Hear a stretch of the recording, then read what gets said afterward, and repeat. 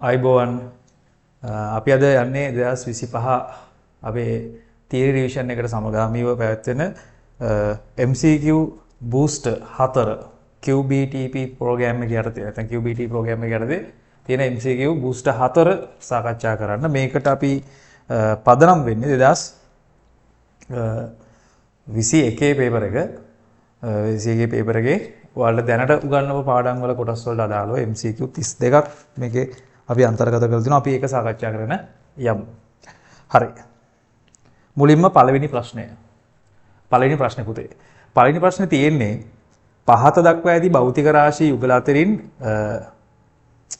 එක එකේ සමාන මාන ඇත්තේ කුමකටද යන සමාන මාන තියෙන භෞතික රාශීන් යුගලය අහනවා. ඒතර ප්‍රත්‍යා බලය සහ වික්‍රියාව. ප්‍රත්‍යා බලය කියලා කියන්නේ ඒකක වර්ගඵලයකට බලය. ඒ කියන්නේ පීඩනයක් ඒක. ඒක ආතන ප්‍රත්‍යා බලය සහ ආතන්‍ය ප්‍රත්‍යා බලය සහ සම්පීඩක ප්‍රත්‍යා බලය කියලා කොටස් දෙකක් තියෙනවා. ඒතර ගන්නේ බලය බෙදනවා. ඒ බලය ක්‍රියාත්මක කරන ලම්බක වර්ගඵලයෙන්. ඒතර එතනින් පීඩනයේ මාන නැත්නම් පීඩන ඒකක එනවා. වික්‍රියාව කියන්නේ ඒකකයක් නොමැති භෞතික රාශියක් මාන නැහැ. මොකද වික්‍රියාව කියලා කියන්නේ ප්‍රත්‍යා බලය හමුවේ පදාර්ථයකට වෙන සිද්ධියක්. ඒතර වික්‍රියාව අපි ගන්නේ දිග අඩුවීම හෝ දිග වැඩිවීම බෙදනවා ආරම්භක දිගින්. ඔක තමයි අපි වික්‍රියාව කියලා ගන්න. ඒතර වික්‍රියාවෙත් ආකාර දෙකක් තියෙනවා. සම්පීඩන වික්‍රියාව, ආතන්‍ය වික්‍රියාව කියලා. ඒතර ඇදෙන අවස්ථාවක ආතන්‍ය වික්‍රියාව, තෙරපෙන අවස්ථාවක සම්පීඩන වික්‍රියාව. එතකොට එහෙනම් ප්‍රත්‍යා බලයට පීඩනයේ මාන තියෙනවා, වික්‍රියාවට මාන නැහැ. ඒ නිසා ඒකක නැහැ. ඒ නිසා පළවෙනි උත්තරේ වැරදි. කාර්ය හා ශක්තිය. කාර්ය සහ ශක්තිය කියන්නේ එකිනෙකට අන්‍යෝන්‍ය වශයෙන් සම්බන්ධතාවය දක්වන භෞතික රාශීන් දෙකක්. යම් වස්තුවක් යාන්ත්‍රික බලයක් උපයෝගී කරගෙන චලිත දිශාවට සිදු කරන කාර්ය, ඒ කියන්නේ යාන්ත්‍රික බලයක් හමු වේ චලිත දිශාවට විස්ථාපනයක් වුණොත් එතන අපි ගන්නවා කාර්යයක් වුණා කියලා. චලිත දිශාවට සිදු වෙනවා ඒක ධන කාර්යයක්, චලිත දිශාවට ප්‍රතිවිරුද්ධ වෙනවා නම් ඒක ඍණ කාර්යයක් කියලා ගන්නවා. ඒතර යම් වස්තුවක් මත කරන කාර්ය තමයි ඒ වස්තුවේ ශක්තිය විතර ගබඩා වෙන්නේ. එක්ක ශක්තිය වැය වෙනවා, එක්ක ශක්තිය ගබඩා වෙනවා. හරිද? වස්තුව මත කාර්ය කරොත් ශක්තිය ගබඩා වෙනවා. වස්තුව මගින් කාර්ය කරොත් ශක්තිය අඩුවීමක් වෙනවා. ඒතර එහෙනම් කාර්යමයින් එකකේ ජූල්, ශක්තියමයින් එකකේ ජූල් එහෙනම් ඒ දෙන්නට මාන සමාන වෙන්න ඕනේ. කතාව පැහැදිලිනේ? ප්‍රවේගය සහ විස්ථාපනය. ප්‍රවේගය කියන්නේ වෙනත් භෞතික රාශියක්. ඒකකේ වෙන්නේ තප්පරයට මීටර්. විස්ථාපනය එකක වෙන්නේ මීටර්. ඒ නිසා අනිවාර්යෙන් මාන වෙනස්. බර සහ ස්කන්ධය. ඒතොර ස්කන්ධය ගුරුත්වාකර්ෂණය ත්වරණය ගුණ කරලා අපිට බර ගන්න පුළුවන්. එහෙනම් බරවල එකක වෙන්නේ නිව්ටන්. ඒතොර ස්කන්ධයක වෙන්නේ කිලෝග්‍රෑම්. දෙන්නගේ මාන පැහැදිලිවම අසමානයි. ව්‍යාවර්තය සහ කෝණික ගම්මිතාවය. ව්‍යාවර්තය කියන්නේ බලයක ගූර්ණය. හරිද? නැත්නම් I ඔමෙගාගේ හරිද අපිට කතා පැහැදිලිව තේරුම් ගන්න පුළුවන් මේ කෝණික ගම්මිතා වෙනස. නැත්නම් I ඔමෙගා කාලයෙන් බෙදුවම නැත්නම් කෝණික ගම්මිතා වෙනස කාලයෙන් බෙදුවම තමයි අපිට ව්‍යාවර්තය ගන්න පුළුවන් එන්නේ. හරිද? ටෝ සමනය IL වලින් ගන්න පුළුවන්. එතකොට එහෙනම් ව්‍යාවර්තය සහ කෝණික ගම්මිතා කියන එකකට වෙනස් භෞතික රාශියෙන් දෙයක් ඒකක හා මාන වෙනස්. හරි? කතාව පැහැදිලි. එහෙනම් පළවෙනි එකට උත්තරය වෙන්නේ 2. දෙවෙනි එක වර්නියර් කැලිපරයක ප්‍රධාන පරිමාණ කොටස් 19ක දිගක් සමාන වර්නියර් කොටස් 20කට බෙදා ඇත. ප්‍රධාන පරිමාණයේ කොටසක දීලා නැහැ. එහෙනම් අපි මෙහෙම කරමු. ප්‍රධාන පරිමාණයේ කොටසක දිග දීලා නැහැ. ඒක x කියලා ගමු. එහෙනම් ප්‍රධාන පරිමාණයේ කොටසක දිග x නම් එයින් කොටස් 19ක් තමයි. එයින් කොටස් 19ක් තමයි. හරිද? එහෙනම් ප්‍රධාන පරිමාණයේ කොටසක දිග x කියලා ගන්නෝ. එයින් කොටස් 19ක් තමයි වර්නියර් කොටස් 20කට සම්පාත වෙන්නේ. හරිද? වර්නියර් කොටස් 20කට සමපාත වෙන්නේ. කතාව පැහැදිලිනේ? හරිද? වර්නියර් කොටස් 20කට සම්පාත වෙන්නේ. හරිද? මේකේ කියලා තියෙන විදිය අනුව. පැහැදිලි නේද? හරි. එහෙනම් දැන් එක වර්නියර් කොටසක් සමානයි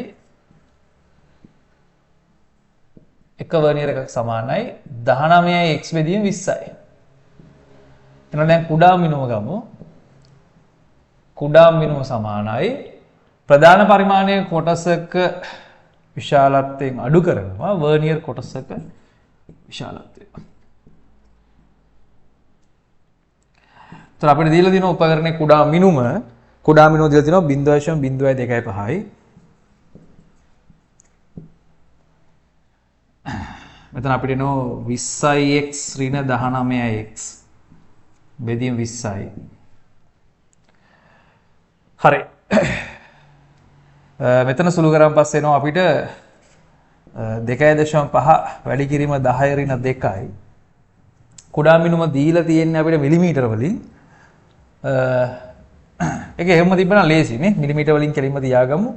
25 වැඩි කිරීම 10 ඍණ 3යි මිලිමීටර. මම මිලිමීටර වලින්ම තියාගන්න ලේසි. ඕක ගුණ කරන්න ඕන 20න්. මෙතන සුළු වුණාන් පස්සේ x කියලා එනවා. මෙතන කෙලින්ම එනවා 500 වැඩි කිරීම 10 ඍණ 3ක සුළු කරන් පස්සේ x වලට උත්තරයක් ගන්න පුළුවන්. x කියලා කියන්නේ ඒතකොට ප්‍රධාන පරිමාණයේ කොටසක දිග. හරි. 1යි 2යි 3යි 0.5යි. එහෙනම් තේරුම් ගන්න ඕන ප්‍රධාන පරිමාණයේ කොටසක දිග මිලිමීටරෙන් භාගයක් මිලිමීටර භාගයක් ඒ කියන්නේ 0.5යි මිලිමීටර 0.5යි මිලිමීටර 0.5යි මිලිමීටර. හරි එහෙනම් උත්තරේ වෙන්නේ කීයද? උත්තරේ වෙන්නේ දෙවෙනි ප්‍රශ්නේ 1 පළවෙනි උත්තරේ. පසු කරගෙන යාමේදී ආලෝකයේ නැමීමකට කියන්නේ ආලෝකය ව්‍යාප්ත වෙනවලු. ඒ කියන්නේ ඕනම තරංගයක්. ඒක අපි තරංග වලට අදාළයි. ආලෝකය හෝ වේවා හරිද ජල තරංගයක් හෝ වේවා ධ්වනි තරංගයක් වේවා තන්තුක තරංගයක් වේවා මොන විදියට ගත්තා තරංග විවර්තනයට ලක් වෙනවා. ඒ කියන්නේ යම් තරංගයක් බාධකයක් හරි සිදුරක් කරහා යද්දී ඒ සිදුරේ ඉඳලා තරංගය නිකුත් වෙනවා වගේ ව්‍යාප්ත වෙලා තරංගය යන එකට අපි කියනවා තරංග විවර්තනය කියලා. එහෙනම් මෙතන කතන්දරය වෙන්නේ උත්තරේ 4.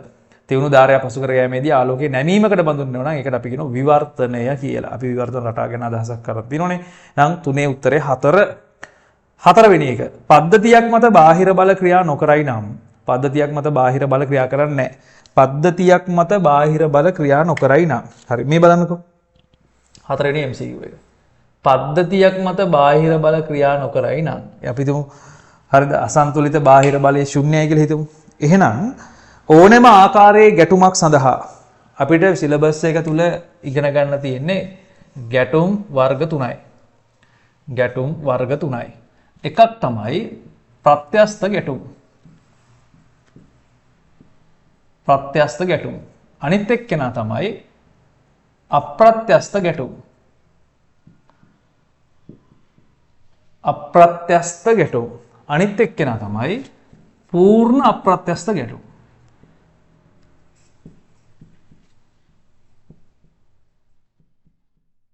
හරිද? පූර්ණ අප්‍රත්‍යස්ත ගැටුම්. එතකොට දරුවනේ ප්‍රත්‍යස්ත ගැටුමක් සඳහා රෙගසනි දාන්නත් පුළුවන් යශසනි දාන්නත් පුළුවන්. ඒ කියන්නේ රේඛීය ගම්‍යතා සංසිඳී නියමය සහ යාන්ත්‍රික ශක්ති සංසිඳී නියමය දෙන්නම දාන්න පුළුවන්. අප්‍රත්‍යස්ත ගැටුමක් සඳහා යාන්ත්‍රික ශක්ති සංසිඳී නියමය දාන්න බෑ. රෙගසනි දාන්න පුළුවන්. පූර්ණ අප්‍රත්‍යස්ත උනත් රෙගසනි පුළුවන් යාන්ත්‍රික ශක්ති සංසිඳී නියමය දාන්න බෑ. හරිද? එතකොට මේ අනුව මුළු චාලක ශක්තිය නෑ ළමයි. මේකේ කියලා තියෙනවා ගැටුම මොන ආකාරයකක්ද කියලා කියනවා. බාහිර බල ක්‍රියා නොකරයි නම් ඕනෑම ආකාරයේ ගැටුමක් සඳහා. එහෙනම් අපිට පේනවා ගැටුම් වර්ග 3යි තියෙන්නේ. ඒකෙන් මුළු චාලක ශක්තියේ නියතයක් වෙන්නේ ප්‍රත්‍යස්ත ගැටුමකදී විතරයි. අනිත් දෙන්නට දාන්න බෑනේ. ඒ නිසා ඒක වැරදි. මුළු විභව ශක්තිය ඒකත් නියත වෙන්නේ ප්‍රත්‍යස්ත ගැටුම සඳහා විතරයි. මුළු යාන්ත්‍රික ශක්තිය ඒක නියත වෙන්නේ ප්‍රත්‍යස්ත ගැටුම සඳහා විතරයි.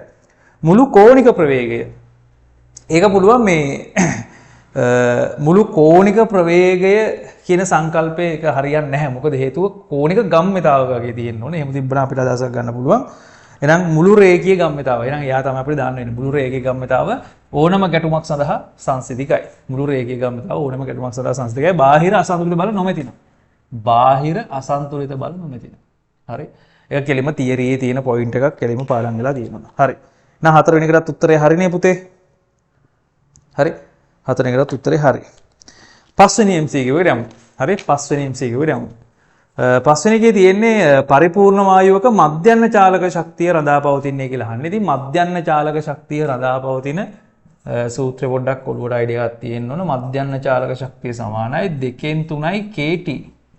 එහෙනම් මේ බෝල්ට්ස්මාන් නියතය කියන්නේ 3න් 2න් 3 කියන එක නියතයි. එතකොට මධ්‍යන්න චාලක ශක්තිය එහෙනම් උෂ්ණත්වයේ නිරපේක්ෂ උෂ්ණත්වයේ මත රඳා පවතිනවා.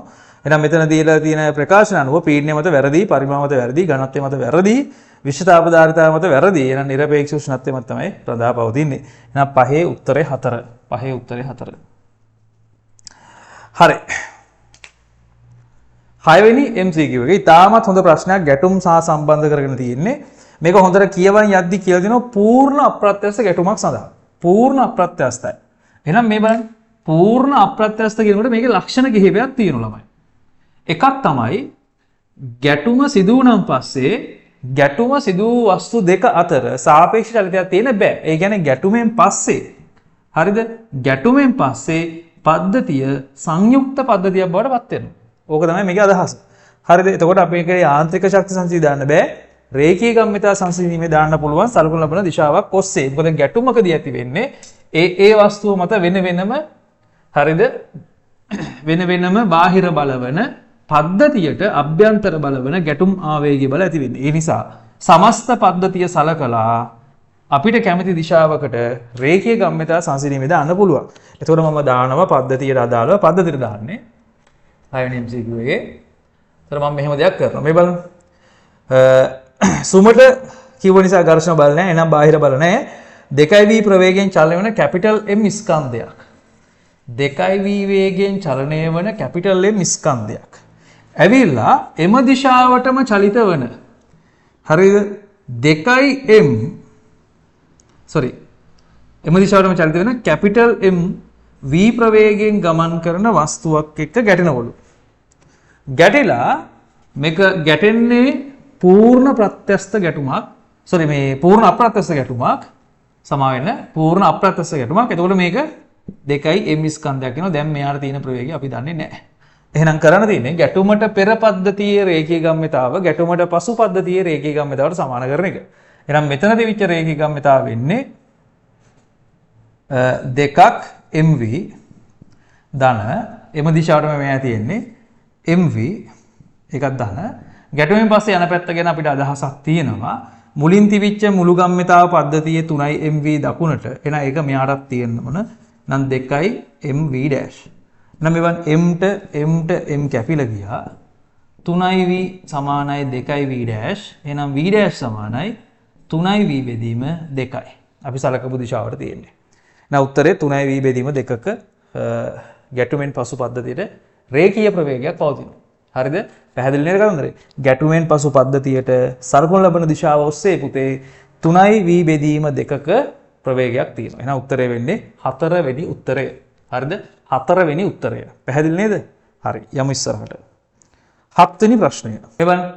ତොර අපිට පුළුවන් ඒ දණ්ඩේ ඒ ඇදීම සම්බන්ධව ප්‍රකාශනය ලියන්න පුළුවන්. ප්‍රත්‍යාබලය සමානයි යම් ආපාංගික වතාවක් වික්‍රියාව. පැහැදිලිනේ? හරිද? හරි. අපිට අදහසක් ගන්න පුළුවන්.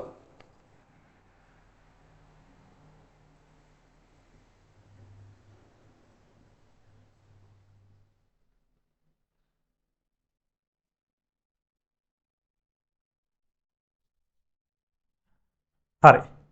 එතකොට මේ ගානේ හැටියට පුතේ මෙතන මේ වික්‍රියාව ප්‍රශ්නයක් විදිහට දීලා තියෙනවා. එහෙනම් මම වික්‍රියාව උක්ත කරනවා.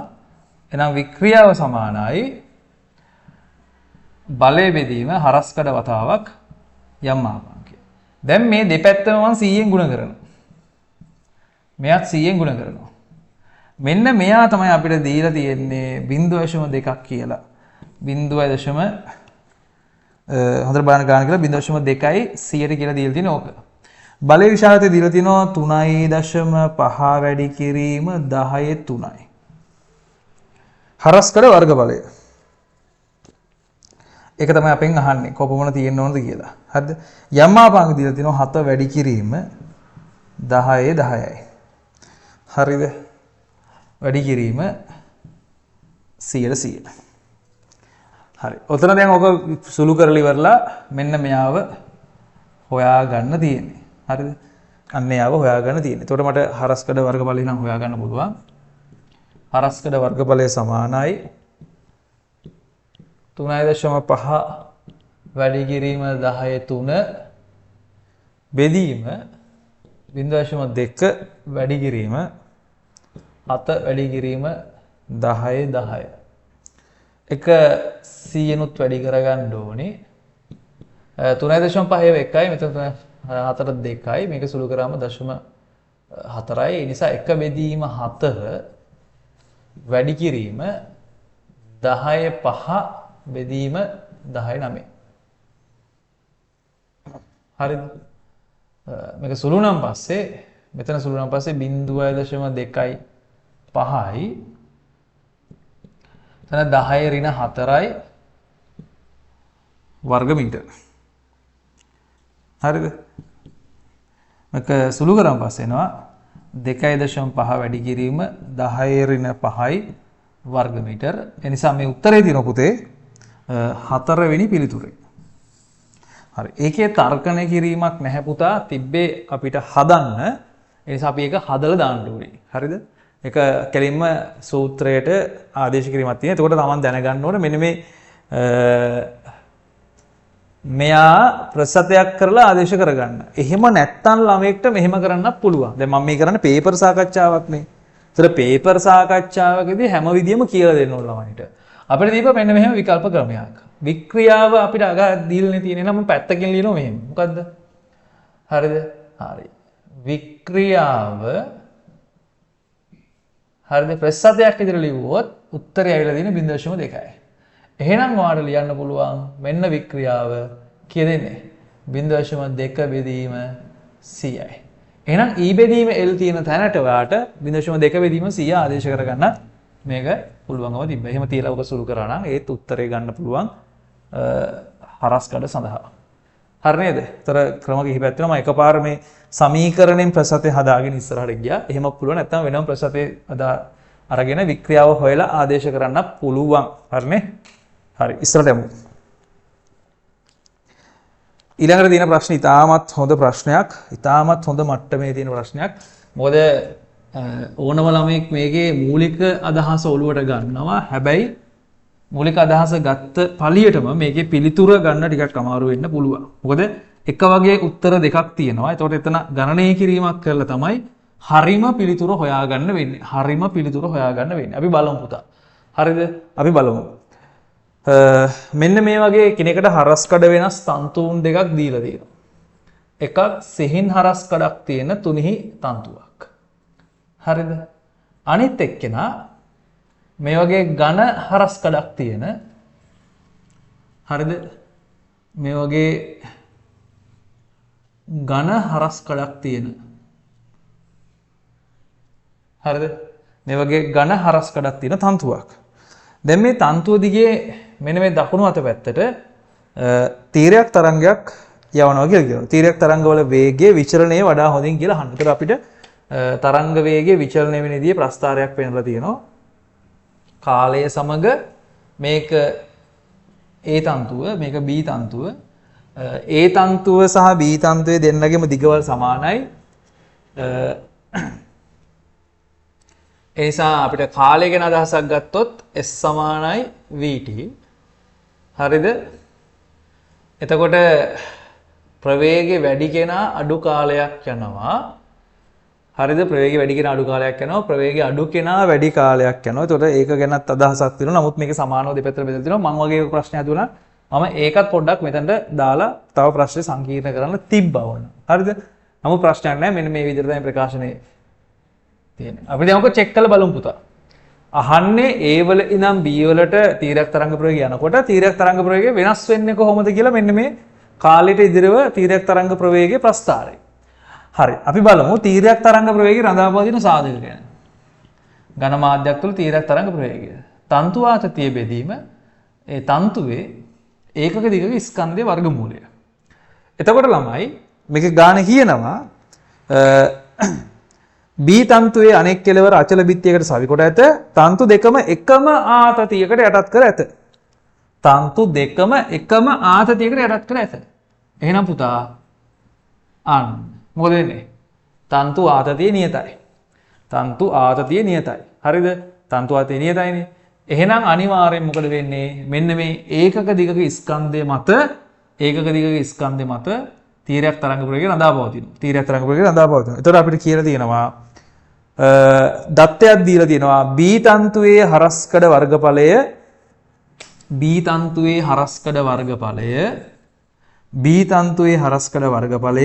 එහි එම අගය මෙන් දෙගුණයකි. හරිද? A තන්තුවේ හරස්කඩ වර්ගඵලය මෙන් දෙගුණයක්ලු. ඒ කියන්නේ මෙන්න මේ කුඩා තන්තුවේ හරස්කඩ වගේ දෙගුණයක්ලු විශාල තන්තුවේ හරස්කඩ වර්ගඵලය. දැන් එතකොට මෙතන තියෙන ඒකක දිග ස්කන්ධනේ මට අයිඩියා එකක් ගන්න අමාරුයි. ඒ නිසා මම මෙහෙම කරනවා. තන්තු වල මුළු ස්කන්ධේ මම ගන්නවා කැපිටල් M කියලා. ඒක තන්තු වල දිගින් බෙදුවම එනවා මට කවුද? ඒකක දිගක ස්කන්ධය. තන්තුවේ ස්කන්ධය මට ලියන්න පුළුවන් තන්තු හරස්කඩ වර්ගඵලය තන්තු දිග. එතකොට පරිමාව වෙනවා. තන්තුවේ ඝනත්වයෙන් ගුණ කරාම තන්තු මුළු ස්කන්ධය එනවා. ඒක බෙදනවා තන්තුවේ දිගින්. එතකොට මට එනවා ඒකක දිගක ස්කන්ධය. එහෙනම් L ට L කැපිලා ගිහිල්ලා මට ප්‍රකාශනයක් එනවා කවුද? තන්තුවේ ඒකක දිගක ස්කන්ධය එනවා තන්තු හරස්කඩ වර්ගඵලය. ඒ අදාළ තන්තුවේ ඝනත්වයෙන් ගුණ කරොත්. ඒ නිසා මට මේ ප්‍රකාශනේ පොඩ වෙනස් කරලා ලියන්න පුළුවන්. තීරයක් තරංග ප්‍රවේගය සමානයි තන්තු ආතතිය බෙදීම ඒරෝ වල වර්ගමූලය කියලා ලියන්න පුළුවන්. ඒරෝ වල වර්ගමූලය කියලා ලියන්න පුළුවන්. හරිද? එහෙනම් මේ තන්තු දෙක එකම වර්ගයෙන් හදලා තියෙනවා කියලා තියෙනනේ. එකම ද්‍රව්‍යයෙන් සාදා ඇති සංයුක්ත තන්තුවක්. ඒතර මෙයාගේ ඝනත්වයත් එකමනේ. ඒ නිසා දැන් මෙයත් නියතයි එකම ආතතිය ලක් කරපු නිසා මෙයත් නියතයි. එහෙනම් මෙන්න බලන්න තීරයක් තරංග ප්‍රවේගය රඳා පවතිනවා. හරිද? තන්තු වල හරස්කඩ වර්ගඵලයේ හරිද? වර්ගමූලයට ප්‍රතිලෝමව සමානුපාතිකයි. වර්ගමූලයට ප්‍රතිලෝමව සමානුපාතිකයි. කතාව පැහැදිලිනේ. ඒතර දැන් අපි කරන්න තියෙන්නේ මේ දෙන්නගේ තීරයක් තරංග ප්‍රවේගය සංසන්දනාත්මකව අල්ලගන්න එක. හරි. මම ගන්නවා A තන්තුව තුලදී තීරයක් තරංග ප්‍රවේගය VA කියලා ගන්නවා. B තන්තුව තුලදී තීරයක් තරංග ප්‍රවේගය ඒක මම ගන්නවා VB කියලා. පැහැදිලිනේ? හරිද? කතාව පැහැදිලි නේද? හරි. දැන් මම ලියන ප්‍රකාශනයක් මෙයාට අදාළව. එහෙනම් VA ප්‍රතිලෝම සමානුපාතික එයාගේ වර්ගඵලයට. වර්ගඵලයේ වර්ගමූලයට. ඒක පළවෙනි සමීකරණ කියලා ගන්නවා. VB ට මම ප්‍රකාශනයක් වෙනවා අතනින්. VB ගේ තිරක් තරංග ප්‍රවේගය ප්‍රතිලෝමව සමානුපාතිකයි B ගේ හරස්කඩ වර්ගඵලයේ වර්ගමූලයට. ඒක මම 2 කියලා ගන්නවා. දැන් මම මේ දෙන බෙදලා දානවා. මොකද අපෙන් අහන්නේ A වල ඉඳන් B වලට තීරක තරංග ප්‍රවේගය ගමන් කරනකොට කොහොමද තීරක තරංග ප්‍රවේගය වෙනස් වෙන්නේ කියන එක. එහෙනම් මේ දෙන බෙදලා ගත්තොත් මට එනවා සම්බන්ධතාවයක් VA බෙදීම VB හරි දෙනවා AB වල වර්ගමූලය බෙදීම AA වල වර්ගමූලය. AB වල විශාලත්වය 2A. ඒ නිසා මට එනවා VA බෙදීම VB සමානයි මූල ඇතුලේ 2ක් AA වල වර්ගමූලය බෙදීම AA වල වර්ගමූලය. ඒසක සුළු කරන් පස්සේ මූල 2යි කියලා උත්තරේ එනවා. හරිද? හරි. පටන් ගන්නකොට තියෙන්නේ VA ගේ ප්‍රවේගය. අපි බලමු VA ගේ ප්‍රවේගය වගේ VB ගේ ප්‍රවේගය. ඒ නිසා මම VB ගේ ප්‍රවේගය උක්ත කරනවා. VB ගේ ප්‍රවේගය උක්ත කරාම මට එනවා. ඒතර VB මෙතන ළඟ කියලා මුල දෙනවා. VA බෙදීම මූල 2. ඒ කියන්නේ එක බෙදීම 1.414 වතාවක් VA. ඔක දල වශයෙන් සුළු කරාම 0.7 ගානක් විතර වගේ දල වශයෙන් AV. හරි 0.7 ගානක් විතර. ඒක ඔක සුළු කරලා බලන්න. හරිද? ඔක සුළු කරලා බැලුවම අපිට ඒ උත්තරේ ගන්න පුළුවන්. හරිද? මම ඔක කලින් සුළු කරා. ඒතර මට පුතා සුළු කරන් පස්සේ ඕක මට ආවේ. මොකද ඕක දල වශයෙන් මේරුම් ගත්තම ඇති පොඩ්ඩක් ඒක මතක තියාගන්න ඕන. එකයට මූල දෙකේ අගය දල වශයෙන් කීයද කියන එක. එකයට මූල දෙකේ අගය දල වශයෙන් සුළු කරන් පස්සේ අපිට ඇවිල්ලා තියෙනවා 0.707ක් ඇවිල්ලා තියෙනවා. එහෙනම් තේරුම් ගන්න ඕන VB ගේ අගය VA ගේ අගයෙන් 0.7ක් විතර. හරිද? එතකොට ප්‍රස්ථාරය ඇඳෙන්න ඕනේ මෙහෙමනේ. VB ගේ තොර ප්‍රවේගය අඩු වෙලා VA ට වඩා අඩු වෙලා. හරිද? තොර VA ඉක්මනටත් එනවා. ඒ නිසා පොඩ්ඩක් ඉක්මනට එනවා. හරිද? අඩු වෙනවා. අඩු වෙනකොට හරි භාගයක් වෙන්න බෑ මෙහෙම. ඇයි මෙතන තියෙන්නේ 0.5යි VA. මෙතන තියෙන්නේ VA. හැබැයි VB ගේ අගය තියෙන්නේ 0.5 VA සහ VA අතර අගයක්. මෙන්න මේ වගේ හරියනේ තියෙන්නේ. හරි මෙන්න මේ වගේ හරියනේ. ඒ නිසා මෙන්න මෙතනට එන්න ඕන. ඔන්න. නිසා පොඩ්ඩක් අඩු වුණාම ඇති. පොඩ්ඩක් අඩු වෙන්න ඕන. ඒ නිසා පොඩ්ඩක් අඩු වෙන්න නම් අපි මෙන්න මේ පිළිතුර තෝරගන්න ඕන. දෙවෙනි පිළිතුර තෝරගන්න ඕන. දෙවෙනි පිළිතුර තෝරගන්න ඕන. හරිද? පළවෙනි පිළිතුරේ හරි භාගයක් වගේ අඩු වෙලා තියෙන්නේ. 3 බෑ වැඩි වෙලා තියෙනවා. 4 බෑ වැඩි වෙලා තියෙනවා. 5 නියතයි කියනවා. වෙන්න බෑ. නියත වෙන්නත් බෑ වැඩි වෙන්නත් බෑ වෙන්නේ. ඒ වල ඉඳන් B වලට එද්දී ප්‍රවේගය අඩු වෙනවා. අඩු වෙනකොට හරි භාගයක් අඩු වෙන්නේ නැහැ. අඩු වෙන්නේ පොඩි ප්‍රමාණයයි 0.3 විතර ප්‍රමාණයක් ප්‍රවේගය අඩු වෙනවා. හරි 0.3 විතර ප්‍රමාණයක් ප්‍රවේගය අඩු වෙනවා. ඒකට අදාළ ප්‍රස්තාරයනේ දෙන්නේ. ඉතින් මේක හොඳ ප්‍රශ්නයක්. මේකේ හොඳට තර්ක කරන්න තියෙනවා. ඉතින් ටක් ගාලා මේක මෙතනින් වැඩේ අල්ලගත්තොත් හරිම ලේසි. ඒවා මතක තියාගන්න තරමට වාට ලකුණු අතරට එන්න වාසියක් තියෙනවා. ඊපස්සේ මෙතනින් මේ ටික තේරුම් අරගෙන මෙතන ප්‍රකාශන ලියලා සුළු කරගන්න ඕනේ. එතකොට අපිට අවසානට නිගමනයක් ඇවිල්ලා තියෙනවා. ප්‍රවේගවල විශාලත්ව සංසන්දනය කරනවා. මොකද උත්තර දෙකක් තියෙනවා. පළවෙනි උත්තරේ දෙවෙනි උත්තරේ දෙකේම වෙලා තින්නේ ප්‍රවේගය අඩු වෙන උත්තර. එතකොට හරියටම අඩු වෙන ප්‍රමාණය ගැන අදහසක් දැනගන්න ඕනේ. හරිද? ඒ නිසා පළවෙනි එකේ හරි භාගයක් අඩු වෙලා දෙවෙනි එකේ තමයි පොඩි ප්‍රමාණයක් අඩු වෙලා තියෙන්නේ. දැන් කොහොම පොඩි ප්‍රමාණයක් තමයි ප්‍රවේගය අඩු වෙලා තියෙන්නේ. හරි.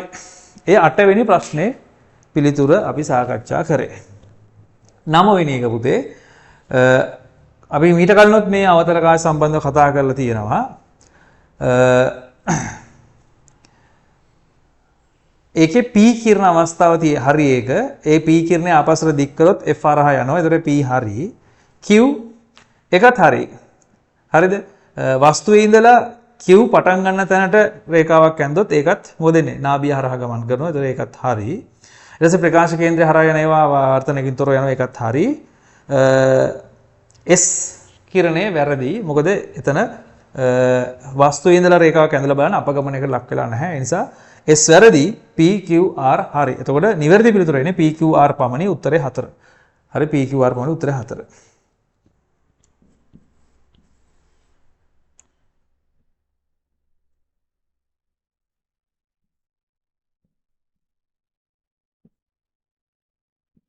හරි. මේ වගේ අනුක්‍රමණය අඩු වෙලා නියත වෙලා නැවත අනුක්‍රමණය වැඩි වෙන එකක් තමයි අපිට පෙන්වලා තියෙන්නේ. ඒත් අපි ඕකෙන් තේරුම් ගන්න ඕන දෙයක් තියෙනවා පුතා.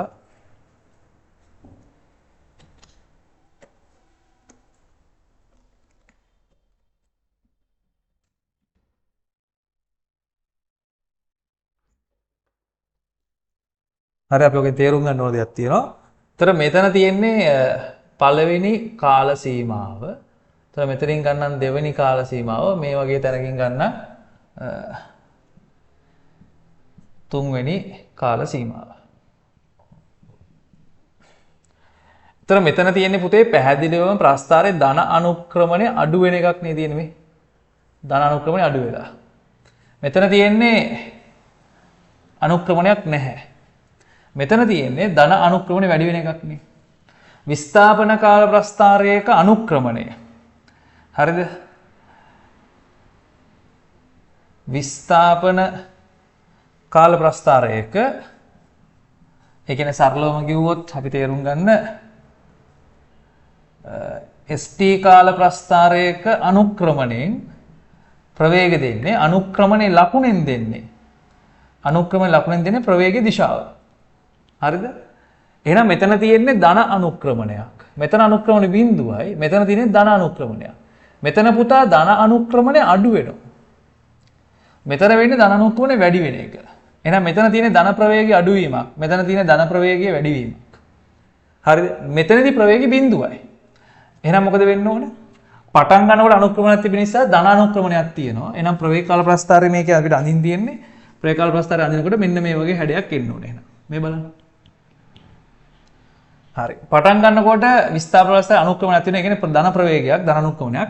සම මේ වගේ ධන ප්‍රවේගයක් තියෙන්න ඕන. ඊට පස්සේ යම් කාලයකට පස්සේ ප්‍රවේගය බිඳුවක් දක්වා අනුක්‍රමණ බිඳුවක් කියනකම් අඩු වෙලා තියෙනවා. ධන ප්‍රවේගය අඩු වෙලා තියෙනවා. ඊට පස්සේ යම් කාලයක් ප්‍රවේගයේ බිඳුවේ පැවතිලා තියෙනවා. ඊට පස්සේ නැවත ධන අනුක්‍රමණය වැඩි වෙලා තියෙනවා. හරි. ඔන්න ඔයගේ ප්‍රස්ථාරයක් එන්න ඕන. පැහැදිලි නේද? අපිට ඔන්න ඔයගේ ප්‍රස්ථාරයක් එන්න ඕන. ඒතර අපිට පැහැදිලිවම තියෙනවා පිළිතුරු අංක 3. හරි.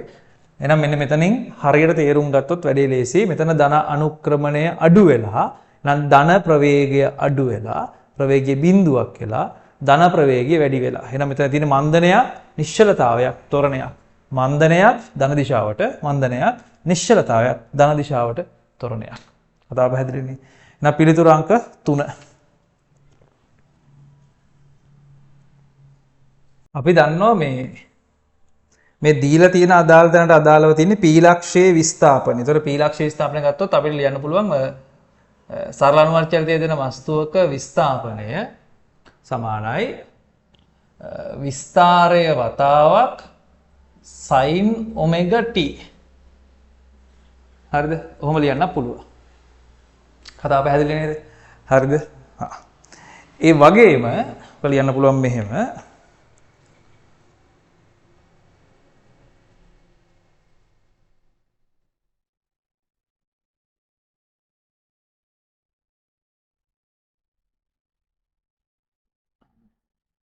එයාගේ ප්‍රවේගය ලියන්න පුළුවන් මට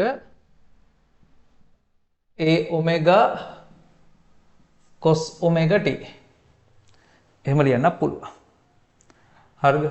ඒ වගේම එයාගේ ත්වරණය ලියන්න පුළුවන්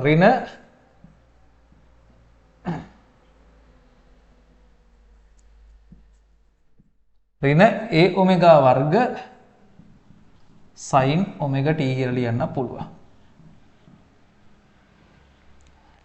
ඔන්න කතන්දරේ. හරි අපිට ඕනේ දැන් මෙතන ප්‍රකාශනේ. හරිද? ඔන්න කාලය සමග විස්ථාපනය විචලනය වෙන්නේ ඔය සමීකරණයේ ස්වභාවයට. ඊට පස්සේ කාලය සමග ප්‍රවේගය විචලනය වෙන්නේ මේ ස්වභාවයට. හරිද?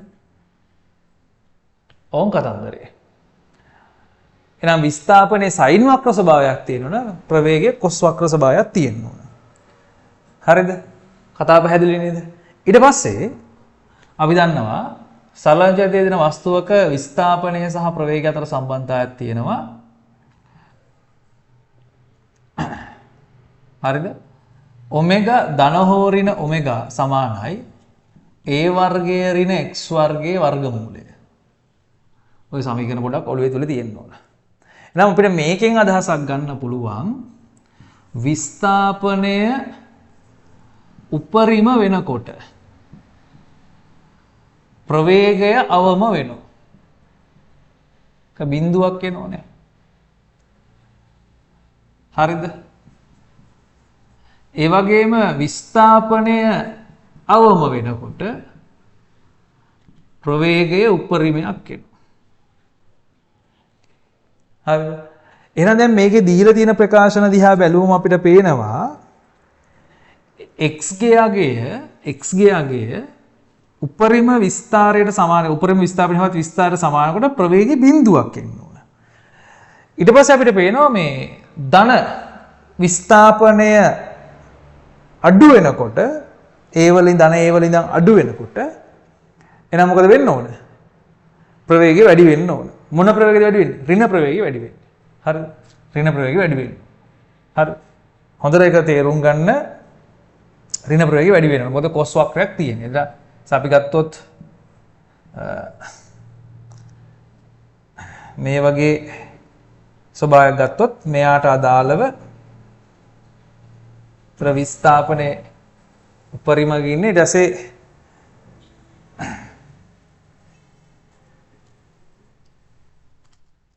ප්‍රවේගය බිඳුව විතර ඔන්න ඔය විතර වැඩි වෙනවා. හරි. ඒත් මේකේ දීලා තියෙන ස්වභාවයන් අනුව තමයි මම ඔය තර්කණය කිරීම සිද්ධ කරේ. දල වශයෙන්. හරි. හරි. මේකේ දීලා ප්‍රකාශනය අනුව මේ දැන් දෙවෙනි උත්තරේ ගන්න බෑ. මොකද දෙවෙනි උත්තරේ විස්ථාපනයේ බිඳුවක් වන විට ප්‍රවේගයේ බිඳුවක් කියලා තියෙනවා. බෑ. විස්ථාපනයේ බිඳුවක් වෙනකොට ප්‍රවේගය උපරිම වෙන්න ඕන. ඒ නිසා දෙක වැරදි. විස්ථාපනයේ උපරිමයක් වෙනකොට ප්‍රවේගෙත් උපරිම වෙලා තියෙනවා. බලන්න විස්ථාපනයේ උපරිම වෙනකොට ප්‍රවේගයේ බිඳුවක් එන්න ඕන. නිසා තුන වැරදි. විස්ථාපනයේ බිඳුවක් වෙනකොට ප්‍රවේගයක් තියෙන එක නියතයි වෙන්න බෑ. සරල චලිතයේ ප්‍රවේගය නියත නැහැ වැරදි. ඊට පස්සේ සරල චලිතයේ ප්‍රවේගයක් නැහැ කියලා කියලා තියෙනවා. පස්සේ උත්තරේ නිසා වැරදි. උත්තරේ එක විදිහට තමයි අපිට ගන්න වෙන්නේ. එහෙනම් පළවෙනි ප්‍රකාශන. හරි. පළවෙනි h rho g සමානයි 2t බෙදීම r. හරිද? ඕකනේ ප්‍රකාශනේ. හරිද? හරි කතාව පැහැදිලිනේ මං කියන එක. එතකොට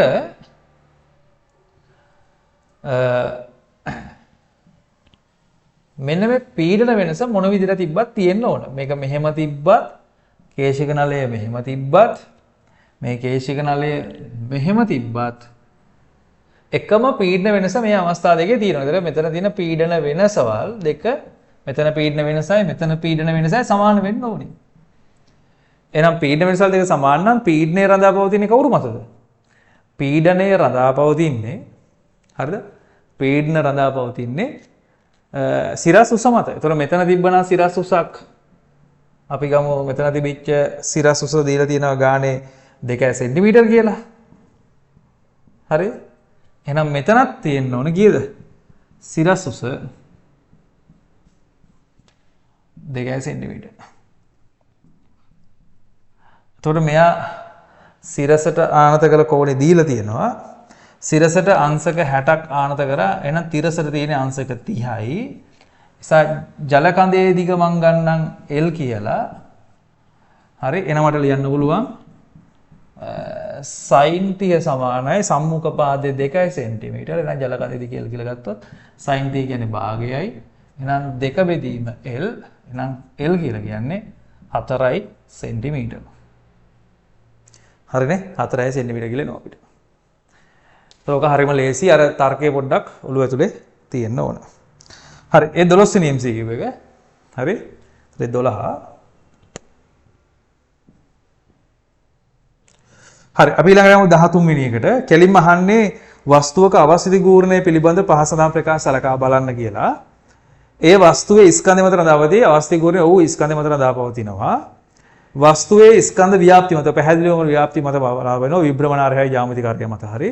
ඒ වස්තුවේ කෝණික ප්‍රවේගය වැරදි. කෝණික ප්‍රවේගය මත රඳාපවතින නැහැ. නෑ උත්තරේ වෙන්නේ A සහ B පමණයි. උත්තරේ 3. 14 වෙනි එක.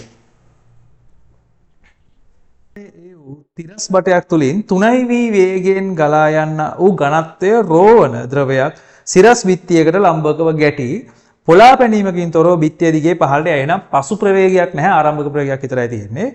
ද්‍රවය මගින් බිත්තිය මග ඇති කරන ලබන බලය වන්නේ. අපි බලමු මේ වගේ නලයක් තුලින් මේ වගේ ද්‍රව ප්‍රවාහයක් ගමන් කරනවා.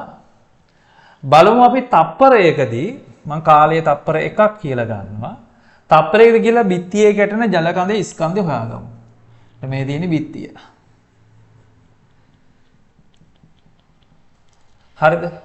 එහෙනම් තප්පරයකදී ගිහිල්ලා බිත්තියේ ගැටෙන ජල කඳේ ස්කන්ධය හොයාගන්න නම් අපි බලමු තප්පරයකදී මේකෙන් එළියට යන ජල ප්‍රමාණය කොච්චරද කියලා.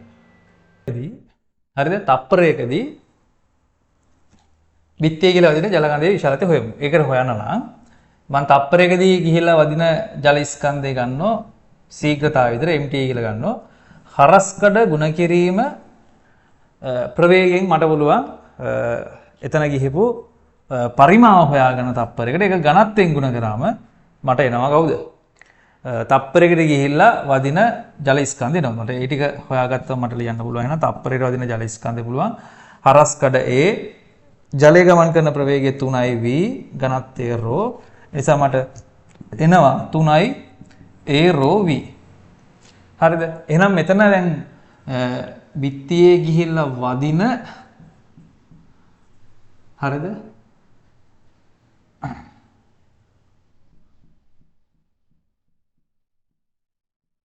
ප්‍රවේගය 3v.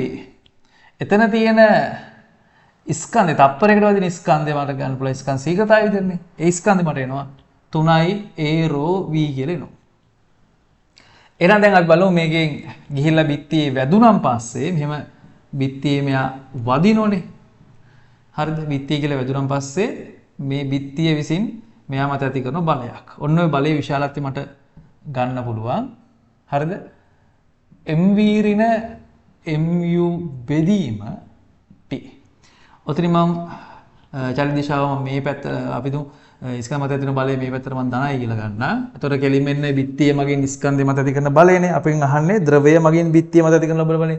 ඕකේ අනිත් පැත්තාගේ තමයි අපිට ගන්න වෙන්නේ. එතකොට විශාලත්වය එකම සමානයි. හරිද?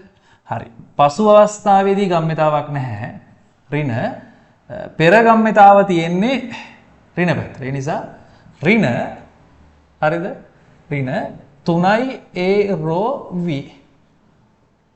නැත්නම් මම මෙතන ගත්තොත් එහෙම ඍණ mu බෙදීම t. ඔක සුළු කරන් පස්සේ එනවා ධන mu බෙදීම t. දැන් මම m බෙදීම t පදයක් අරගෙන තියෙන්නේ 3a රෝ v කියලා. ප්‍රවේගී විදිහට මට තියෙනවා 3v ප්‍රවේගයක් තියෙනවා. මේ 3v ප්‍රවේගයෙන් එන්නේ. නිසා ඔක සුළු කරන් පස්සේ මට එනවා 9යි a රෝ v වර්ගය. හරි? 9ක් a රෝ v වර්ගය. පැහැදිලි නේද අන්තරේ? 9යි a රෝ v වර්ගය. එහෙනම් මෙන්න පිළිතුරු අංක මට ගන්න පුළුවන් 2 කියලා ගන්න පුළුවන්. හරි? එතකොට ඔය මං හොයලා තියෙන්නේ මෙයා තමයි ඔය හොයලා තියෙන්නේ. හරිද? බිත්තිය විසින් ගෝලය මත ඇති කරන බලය 9ක් a රෝ v වර්ගය කියලා. හරිද? නමුත් බෝලය විසින් බිත්තිය මත ඇති කරන බලය වෙන්නේ ඔය බලයේ ප්‍රතිවිරුද්ධ අගය. මෙයාගේ 9ක් a රෝ v වර්ගය. පැහැදිලි නේද කතන්දරේ? හරි. දැන් මම ඔය හදලා ඉවර කරේ 14 වෙනි MCQ එක. හරි 14 වෙනි MCQ එක. හරි 15 වෙනි එකට යමු.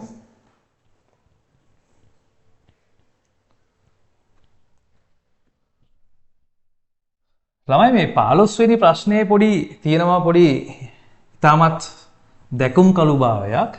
මොකද මම මේ වගේ ප්‍රශ්න වලට ගොඩක් කැමතියි. මොකද ඒවා ඉතාමත් තර්කණය මතම තියෙන ප්‍රශ්න. මේක හදන්න දෙයක් නැහැ. මේකේ ළමෙක් තේරුම් ගන්න ඕන කප්පියක් තොරණය වෙන්න අවශ්‍යතාවය මොනවද සහ ස්කන්ධයක් තොරණය වීමේදී අවශ්‍යතාවය. තොරණයක් වෙන්න පැහැදිලිව බාහිර අසන්තුලිත බලයක් තියෙන්න ඕනේ. එතකොට කප්පියක් තොරණය වෙන්න කෝණික තොරණයට ලක් වෙනවා බාහිර ව්‍යාවර්තයක් තියෙන්න ඕනේ. එතන මම 15 වෙනි ප්‍රශ්නේ ගත්තොත් ඒකේ තියෙන මේ වගේ ස්කන්ධයක් තියෙනවා. ඊට පස්සේ ස්කන්ධය මෙහෙම ගිහිල්ලා කප්පියක් හරහා ගිහිල්ලා සම්බන්ධ වෙලා තියෙනවා මෙහෙම. හරිද? මෙයාගේ ස්කන්ධය m හරි. මෙතනින් මේ බලන්න. තන්තුවේ ආතතිය මෙතන T2 එහෙනම් මෙතන තන්තුවේ ආතතිය T2 වෙන්න ඕනේ. මෙතන තන්තුවේ ආතතිය මම ගන්නම් T1 කියලා. මෙතන තන්තුවේ ආතතිය T1 කියලා ගන්නම්. මෙතන ස්කන්ධයේ බර mg කියලා ගන්නවා. දැන් මේක බැලුව බැලමට අපිට පේනවා මේ කප්පිය මේ පැත්තට තොරණය වෙන්න නම් කෝණික තොරණය ලක්නවා. මෙයා රේඛ තොරණය ලක්නවා. ඒ විදිහටම මෙයා ඒ තොරණයකට ලක් වෙන්න ඕනේ. මෙතන සුමට කියලා ගාන කියලා තියෙනවා. මේක සුමටයි. හරි මෙතන සුමට කියලා ගාන කියලා තියෙනවා. හරි. දැන් ඒ තරකයේ උඩ පැහැදිලිව මට තියෙනවා මේ ස්කන්ධ තොරණය වෙන්න නම් පහළ දින බරට වඩා ඉහළ දින තන්තු ආදී අඩු වෙන්න ඕනේ. එහෙනම් එක පළවෙනි තර්කය ඒක.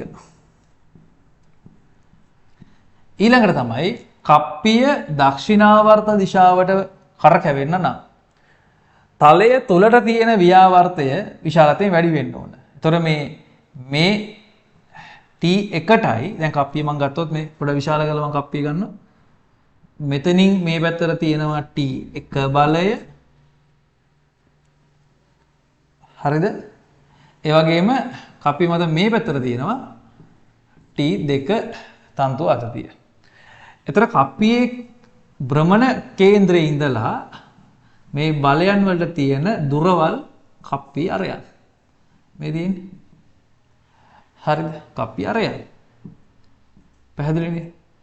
එහෙනම් මෙයා ඇති කරන ව්‍යාවර්තය τ1 සමාන වෙන්නේ T2 R. මෙයා ඇති කරන ව්‍යාවර්තය τ1 මේක τ2 නේ. මේක τ1 සමානයි කවුද? T1 වතාවක් R. ඒතර අපිට පැහැදිලි වෙනවා මෙයා මේ පැත්තට කෝණික තොරණයකට ලක් වෙන නම් τ1 වැඩි වෙන්න ඕන τ2ට වඩා. හරිද? τ1 වැඩි වෙන්න ඕන τ2ට වඩා. එහෙම ගත්තොත් ටෝ 1 කියලා කියන්නේ කවුද? ටෝ 1 කියලා කියන්නේ ටෝ 1 R T1 R. එයාට වඩා කුඩා වෙන්න ඕන T2 R. නම් R R කැපිලා ගියන් පස්සේ මට එනවා T1 වැඩි T2 අඩුයි කියලා. පැහැදිලිද? එහෙනම් එතනින් මට යන්න පුළුවන් T1 වැඩි T2 අඩුයි. එහෙම ගත්තන් පස්සේ mg ට වඩා T1 අඩුයි T1ට වඩා T2 අඩුයි. ඒක ලස්සන ප්‍රශ්නයක්. හරිද? ලස්සන ප්‍රශ්නයක්. උත්තරේ වෙන්නේ එතකොට පස්වෙනි උත්තරය. හරිද? ඒතර පස්වෙනි උත්තරේ තමයි උත්තරේ විදිහට පිළිගන්න වෙන්නේ. PV සමානයි nRT. හරිද? එතකොට දැන් නිරපේක්ෂ උෂ්ණත්වයේ නියතයි. අචල වායු ස්කන්ධය සහ මවුල ගන්න නියතයි. සර්වත්‍ර වායු නිසා PV ගුණිතය නියතයක් කියලා අපිට එන්නේ. PV ගුණිතය නියතයක්. එහෙනම් ඉතින් දරුවෝ පීඩනය හරි පරිමාව හරි වෙනස් වීමත් එක්ක PV ගුණිතය වෙනස් වෙන්නේ නැහැ. එහෙනම් PV ගුණිතය නියතයක් වෙන්න ඕනේ. ඔන්න උත්තරය අංක 5. ඉතාමත් සරල ප්‍රශ්නයක්. 17 වෙනි එකේ තියෙන්නේ මෙන්න මේ වගේ අවස්ථාවක්. අපෙන් අහනවා මේ ජලය තුල පවතින සිලින්ඩර උස අහනවා. ඒතර සිලින්ඩරයේ උඩ කොටසක් මෙහෙම තියෙනවා. ඊට පස්සේ තව පහලින් මේ වගේ වෙනම කොටසක් තියෙනවා. ජලය තුල ගිලුණු කොටස් ටිකක් තියෙනවා පේන්න. හරි ජලයේ ගිලුණු කොටසේ උස දීලා තියෙනවා h කියලා. එහෙනම් මේට අදාළ ටික තමයි උඩුකුරු තෙරපුම ඇති කරන්න දායක වෙන විස්ථාපිත තරල පරිමාව වෙන්නේ මෙන්න මේ ටික. ඒතකොට මේකේ හරස් කඩ දීලා තියෙනවා. හරිද? හරස් කඩ දීලා නැහැ. මේකේ හරස් කඩ දීලා නැහැ. හරිද? හරි. එහෙනම් මට මෙහෙම ලියන්න පුළුවන්. උඩ කොටසේ සමස්ත බර. උඩ කොටස B නේ. MBG සමානයි. පහළ කොටසේ සමස්ත බර. ඒ කොටසනේ. ධන MAG සමානයි විස්ථාපිත තරලයේ බර. විස්ථාපිත තරලයේ බර ගන්නකොට මෙන්න මේ කොටස ගන්න ඉන්නේ V rho G. V rho G. දැන් මම මේ කොටසේ ස්කන්ධය ලියනවා. ඒකේ පරිමාව ඇසුරෙන්. ඒතර හරස් කඩ A. ඒ කොටසේ උස දීලා තියෙන 1 cm. හරිද? 1 cm දීලා තියෙන්නේ. ඒක කෙලින්ම මම එක වැඩි කිරීම 10 ඍණ 2 කියලා ගන්නවා. එසේ පරිමාව හරි ඝනත්වය දීලා තිනවා. A කොටසේ ඝනත්වය 600යි B කොටසේ ඝනත්වය 2000යි. එතකොට මෙතන කෙලින්ම ගන්නවා 2 වැඩි කිරීම 10 3යි. මෙතන මේ පේනවා G ට G කැපිලා යනවා. හරි. ධන මෙතන මට ලියන්න පුළුවන් හරස් කඩ වතාවක්. එතන උස ප්‍රමාණය වෙන්නේ මේ ටික. මේ ටික. ඒ ටික 9 cm කියලා කියලා තියෙනවා. මෙතන 2 cm කියලා කියලා තියෙනවා. ඒ නිසා මට එතන ලියන්න පුළුවන් 9 වැඩි කිරීම 10 ඍණ 2. ඒතර ඒක මීටර වලින් එනවා. ඒතර එතන පරිමාව හරි ඝනත්වය 600යි. එතන ඒ ස්කන්ධය සමානයි හරස් කඩ වතාවක් උස h. හරිද? ජලයේ ඝනත්වය 13යි. ජලයේ ඝනත්වය 13යි. හරි දැන් ඔක විසඳන් තියෙන එච්චරයි. දැන් මෙතන හරස් කඩට කැපිලා ගියා. මේ ටික සුළු කරන් පස්සේ 20ක් එනවා. හරිනේ? 10 රින් දෙක මෙතන 20යි. නම්වරක් 6 54යි. මෙතන 10යි h. හරි ඔය ටික සුළු කරන් පස්සේ මට එනවා 10යි h සමානයි 74යි. එහෙනම් h සමානයි 74 බෙදීම 1000යි මීටර්.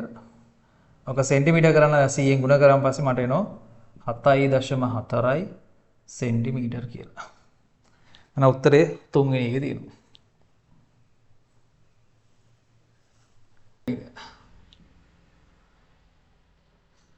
12 වෝල්ට් කෝෂයක්ලු තියෙන. එතකොට අපිට පේනවා මෙතනින් පේන්න තියෙන්නේ 50යි ඕම් ප්‍රතිරෝධයක්. මෙතනින් පේන්න තියෙනවා 70යි ඕම් ප්‍රතිරෝධයක්. මෙතන පරිපූර්ණ වෝල්ට්මීටරයක් තියෙන. ඒතර ඒ හරහා ධාරාවක් ගමන් කරන්නේ නැහැ. ඊට පස්සේ මේ පරිපතයෙන් මෙහෙම ගිහිල්ලා මෙතන ප්‍රතිරෝධයක් තියෙනවා.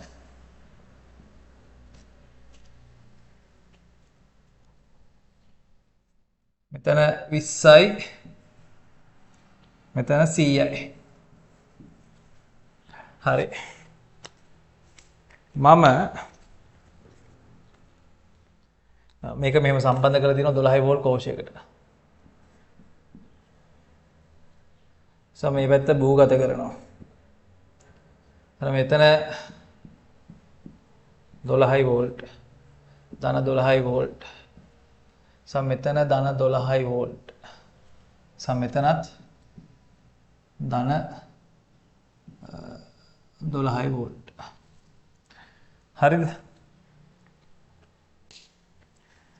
මම මෙතන A කියලා ගන්නවා. මෙතන B කියලා ගන්නවා. පැහැදිලිද කතන්දරේ? දැන් මේක හරහා ධාරාච්චන මේක හරහා ධාරාව. ඒතර මේ දෙපැත්තේ මේක ශ්‍රේණිගතයි මේක ශ්‍රේණිගතයි. මේ හරහා ධාරාවක් යන්නේ නැති නිසා මෙතන ප්‍රතිරෝධ අතර අනුපාතය තියෙන 7:9. එහෙනම් මේ 12 බෙදා ගන්නව කොටස් 12කට බෙදන් කොටස් 7ක් මෙතනට එනවා. නිසා මෙතන විභව අන්තරය VA. හේතුව තමයි මෙතන බිඳුවේ මෙතන A මෙතන අඩු කරන් පස්සේ වැඩි විභවයෙන් අඩු කරගම VA කියලා එනවා. මෙතන විභවය VA. මෙතන බිඳුවයි මෙතන විභවය VB කියලා. તો මේ දෙන්න අතර විභව අන්තරය මට එනවා මේ දෙන්න අතර VB. ඒතර මෙතන ගත්තොත් මට එනවා මෙතන VA එනවා. සමස්ත වෝල්ටේජ් එක 12යි. ඒක සමාන කොටස් 120කට බෙදා ගන්නවා. එයින් 70ක් තියෙනවා.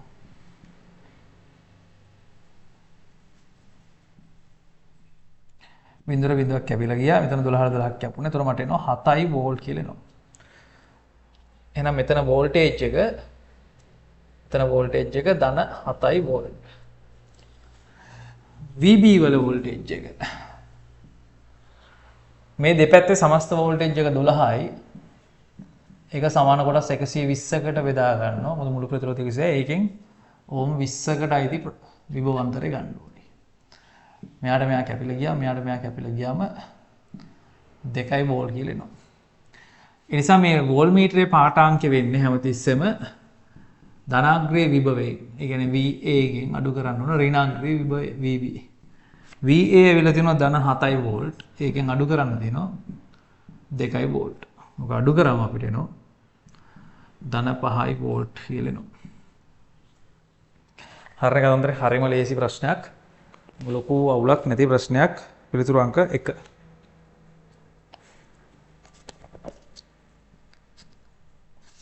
හරිද පුතා? හරි. ඔන්නද හරියට ප්‍රශ්නේ ස්වභාවය. ඒතකොට කිසි ප්‍රශ්නයක් නැහැ. මේකේ මූලික පොයින්ට් එක තමයි හරි මේ සුළඟ මෙහෙම ඇවිල්ලා මෙහෙම තියෙන වහලක් උඩින් නම් යන්නේ. ඒතර අපිට ලියන්න පුළුවන් මෙහෙම සුළඟ ඇවිල්ලා මෙහෙම වහල උඩින් යනවා නම් මෙහෙම ඒ සුළඟම වෙනස් නොවි මෙහෙම යනවා කියලා හිතනද. එතකොට මෙතන තත්ත්වය මෙතන පීඩනයේ P1 නම් මෙතන පීඩනයේ P1. එහෙනම් වහල ඇතුලේ පීඩනෙත් P1 වෙන්න ඕනේ. වහල උඩ පීඩනෙත් P2 කියලා ගන්න ඕනේ. එතන ප්‍රවාහ රේඛාවල වෙනසක් වෙච්ච නිසා එතන ප්‍රවාහ රේඛා ඝනත්වය අඩු වෙලා තියෙනවා. ඒ නිසා මොකද වෙන්නේ? ප්‍රවාහ රේඛාවල වේගය වැඩි වෙලා තියෙනවා. නිසා මම මෙතනට අදාළව ලිව්වොත් P1 වලදී බර්නෝලි දානවා P2 ලක්ෂයට අදාළව දැම්මොත් P2 ධන විභව ශක්තිය වෙනසක් නැහැ. භාගයක් ρ V2 වර්ගය සමානයි K කියලා එනවා. එක මම 2 කියලා ගන්නවා. නිසා මේ දෙන්න P1 වැඩි. ඒ නිසා එකෙන් 2 අඩු කරනවා. එකෙන් 2 අඩු කරාම P1 ඍණ P2 ධන භාගයක් ρ V2 වර්ගය සමානයි බිඳුව. මොකද K වලින් K එකක් අඩු කරාම බිඳුවයි. නිසා මේක සුළු කරාම P1 ඍණ P2 සමානයි භාගයක් ρ V2 වර්ගය කියලා එනවා. හරිද? නිසා මේ පීඩන වෙනස ඩෙල්ටා P සමානයි භාගයක් ρ V වර්ගය කියලා එනවා. වහල මත ඇතිවන ඉහළට ඇතිවන මධ්‍යන්න බලය ගැන අහන්නේ. මෙන්න මේ මධ්‍යන්න බලය ගැන අහන්නේ. ওই මධ්‍යන්න බලය මට හොයාගන්න පුළුවන්. වහල මත ඉහළට ඇතිවෙන පීඩන වෙනස වර්ගඵලයෙන් ගුණ කරාම ওই මධ්‍යන්න බලය හොයාගන්න පුළුවන්. අපෙන් අහන්නේ ඒක තමයි අහන්නේ. හරිද? වහල මත ඇතිවෙන එසෝම් බලය කොහොමද කියලා අහන්නේ. නම් ඔය එසෝම් බලය හොයන්න පුළුවන් පීඩන අන්තරය වහලේ මධ්‍යන්න වර්ගඵලයෙන් ගුණ කරලා. මධ්‍යන්න වර්ගඵලය 100 කියලා දීලා තියෙනවා. එහෙනම් භාගයක් රෝ v වර්ග ගුණ කරනවා ඒ වලින්. භාගයයි වාතයේ ඝනත්වය දීලා තියෙන 1.3යි. ප්‍රවේගය 30යි 30 වර්ගේ 900යි. මෙතන 100යි. හරිද? එහෙමනොත් එනවා මට 1.3 වැඩි කිරීම 9 බෙදීම 2 වැඩි කිරීම 10 4 නවරතුන 27යි දෙකක් ඉතිරි 9 1 2 11යි. තනසුළු කර 5යි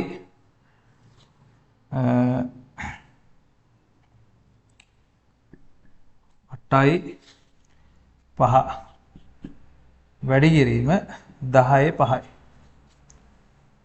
sorry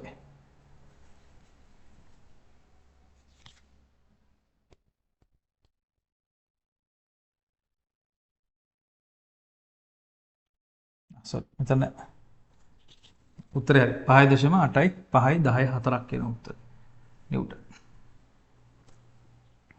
හරි ඔක සුළු කරලා ගන්න. ඒක ඉතින් 아무තු දෙයක් නැහැ. ඔක කෙලින්ම ඩිරෙක්ට් දාන තියෙන්නේ වහලේ ඉහළ ලක්ෂයටයි ඈතින් පිහිටි අනන්තයේ පිහිටි ලක්ෂයකටයි බර්නුලි දාන තියෙන්නේ. මොකද අනන්තයේ පිහිටි ලක්ෂයේදී තියෙන වාතයේ පීඩනයම තමයි gedara වහලේ පහළ ලක්ෂයක වාතයේ පීඩනය වෙන්නේ. එතනට අදාළව අපිට ගේම් එක ගහලා දාන්න තියෙන්නේ. හරිම නිරවුල් ප්‍රශ්න ටිකක් තියෙන්නේ. ඊළඟට අපි 21 වෙනි ප්‍රශ්නේ බලමු. හරිද? 21. ඒතර 21 ගත්තොත් එහෙම අරය R සහ ඝනත්වයේ ρ වූ කුඩා ගෝලීය ජල බිඳුවක් තියෙනවලු. ඒතර ඒක පහළට වැටෙනවා මෙහෙම. හරිද? පහළට මෙයා වැටෙනවා. පහළට වැටෙනකොට යාන්ත්‍ර ප්‍රවේගයෙන් වැටෙනවලු. ඒතර අපි යාගේ දන්නවා මේව දුෂ්‍රාවී බල ඇති වෙනවා. චලිතර විරුද්ධව 6ක් ෆයි a නීට v. හරිද? ඒ වගේම මේ වාතයෙන් ඇතුළේ උඩුකුරු තෙරපුම අපිට නොසලකා හරින කිව්වොත් වාතයේ ඝනත්වය නොසලකා හරින කියලා තියෙනවා. එහෙනම් මෙයාගේ බර තියෙනවා පල්ලෙහාට mg. එහෙනම් මට ලියන්න වෙන්නේ මෙයාගේ බරට දුෂ්‍රාවී බලය සමාන කරලා ලියන්න වෙන්නේ. හරිද? ඔකනේ හදන්නේ. ඒතර මෙයාගේ mg මට ලියන්න පුළුවන් 3න් 4යි 5 අරේ අපි a කියලා ගමු. a වල ඝනය ඝනත්වයේ මෙයාගේ සිග්මා කියලා ගන්නම්. හරිද? ගෝලයේ ඝනත්වයේ සිග්මා කියලා ගන්නම්. වාතයේ ඝනත්වයේ නොසලකා හරින කියලා තියෙනවා. හරි. ගෝලයේ ඝනත්වයේ මම සිග්මා කියලා ගන්නම්. ඒතර පරිමාව ස්කන්ධය මෙතනින් g පදයක් එනවා. 6යි 5 a නීට v නෝට්. ඒතර ආන්ත ප්‍රවේගය v නෝට් කියලා ගන්නවා. හරි. ඒතර මේක පොදු සමීකරණේ. ඒකට මම ආදේශ කරගත්තා. ඒතර මට පේනවා මෙතන 2කින් සුළු වුණොත් මෙතන 2යි, මෙතන 2කින් සුළු වුණොත් මෙතන 3යි. දැන් v නෝට් උක්ත කරනවා. උක්ත කරොත් 5ට 5 කැපිලා ගියා. ඒකට මෙතන එකක් කැපිලා මෙතන දෙකක් ආවා. එතකොට මේ පද ටික මෙහාට ආවම දෙකක් a වල වර්ගය දෙකක් g a වල වර්ගය කියලා එනවා. දෙකක් g a වල වර්ගය දෙකක් g a වල වර්ගය සිග්මා කියලා එනවා. බෙදීම 9ක් ඊට කියලා එනවා. දැන් මේකේ ප්‍රකාශනයට අනුව පළවෙනි ප්‍රකාශනයේ තියෙන්නේ ආන්ත ප්‍රවේගය r වර්ගයට අනුව එක හරි. ආන්ත ප්‍රවේගය අරේ වර්ගයට අනුලෝම සමානුපාතික එක හරි. B ප්‍රකාශනය බලන්න. හරිද? B ප්‍රකාශනය බලන්න. B ප්‍රකාශනයේ තියෙන්නේ ρ වලට අනුලෝම සමානුපාතිකයි. ρ. හරිද? මේකෙදී මේ ගෝලයේ ඝනත්වය සිග්මා නෙවෙයි දීලා තියෙන්නේ. ρ කියලා දීලා තියෙන්නේ. හරිද? එහෙනම් මට මෙතනට දාන්න වෙන්නේ රෝ කියලා දාන්න වෙන්නේ. හරි. එතන රෝ තියෙන්නේ. හරි. ඒතර ගෝල ද්‍රව්‍යයේ රෝ කියලා දීලා තින්නේ. එහෙනම් ආන්තර ප්‍රවේගයේ අනුලෝම සමානුපාතිකයි රෝ. ඒකත් හරි. C ප්‍රකාශනය බලන්න. C ප්‍රකාශනයේ කියලා තියෙන්නේ ඊටාට n කියලා නෙමෙයි උදින ඊට තියෙන්නේ. ඊටාට ප්‍රතිලෝම සමාන. ඔව් ඊටට ප්‍රතිලෝම සමානුපාතය මේදී. ඊටට ප්‍රතිලෝම සමානුපාතිකයි. එහෙනම් ඒ ප්‍රකාශනෙත් හරි. පැහැදිලි නේද අන්තරේ? එහෙනම් ABC සියල්ල හරි.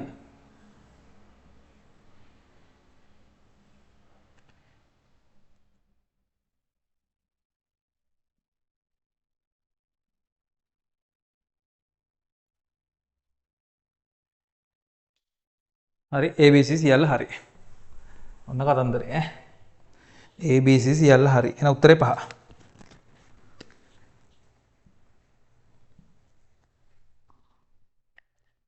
හරි උත්තරේ 5. 21 උත්තරේ 5. 22 විද්‍යුත් චුම්බක තරංග සම්බන්ධව අහලා තියෙන්නේ. 22 විද්‍යුත් චුම්බක තරංග හා සම්බන්ධව අහලා තියෙන්නේ. හරි. විද්‍යුත් චුම්බක තරංගයක් කියන්නේ ප්‍රගමන තරංගයක් ශක්තිය අරගෙන යනවා. මාධ්‍යයක් අත්‍යවශ්‍ය නැහැ. මාධ්‍යයක් තිබ්බත් එකයි නැතත් එකයි. හරි. විද්‍යුත් ශේෂයක් චුම්බක ශේෂයක් එකිනෙකට ලම්බකව කම්පන වෙනවා තරංගය ගමන් කරන දිශාවට ලම්බකව. හරිද? ඒතර ඒ ඇවිල්ලා තීරක තරංගයක්. එහෙනම් මොකද වෙන්නේ? විද්‍යුත් චුම්බක තරංගයක් යාන්ත්‍රිකයි විද්‍යුත් චුම්බක තරංගයක්. එයා යාන්ත්‍රික නැහැ. විද්‍යුත් චුම්බක තරංගයක් තීරක තරංගයක් ප්‍රගමන තරංගයක්. හරිද? හරි. යාන්ත්‍රික නෑ හොඳේ. යාන්ත්‍රික තරංගයක් නෙවෙයි. මොකද විද්‍යුත් හා චුම්බක ශේෂයක කම්පණය වෙන්නේ නිසා යාන්ත්‍රික තරංගයක් නෙවෙයි. පදාර්ථයක අවශ්‍යතාවය නැහැ.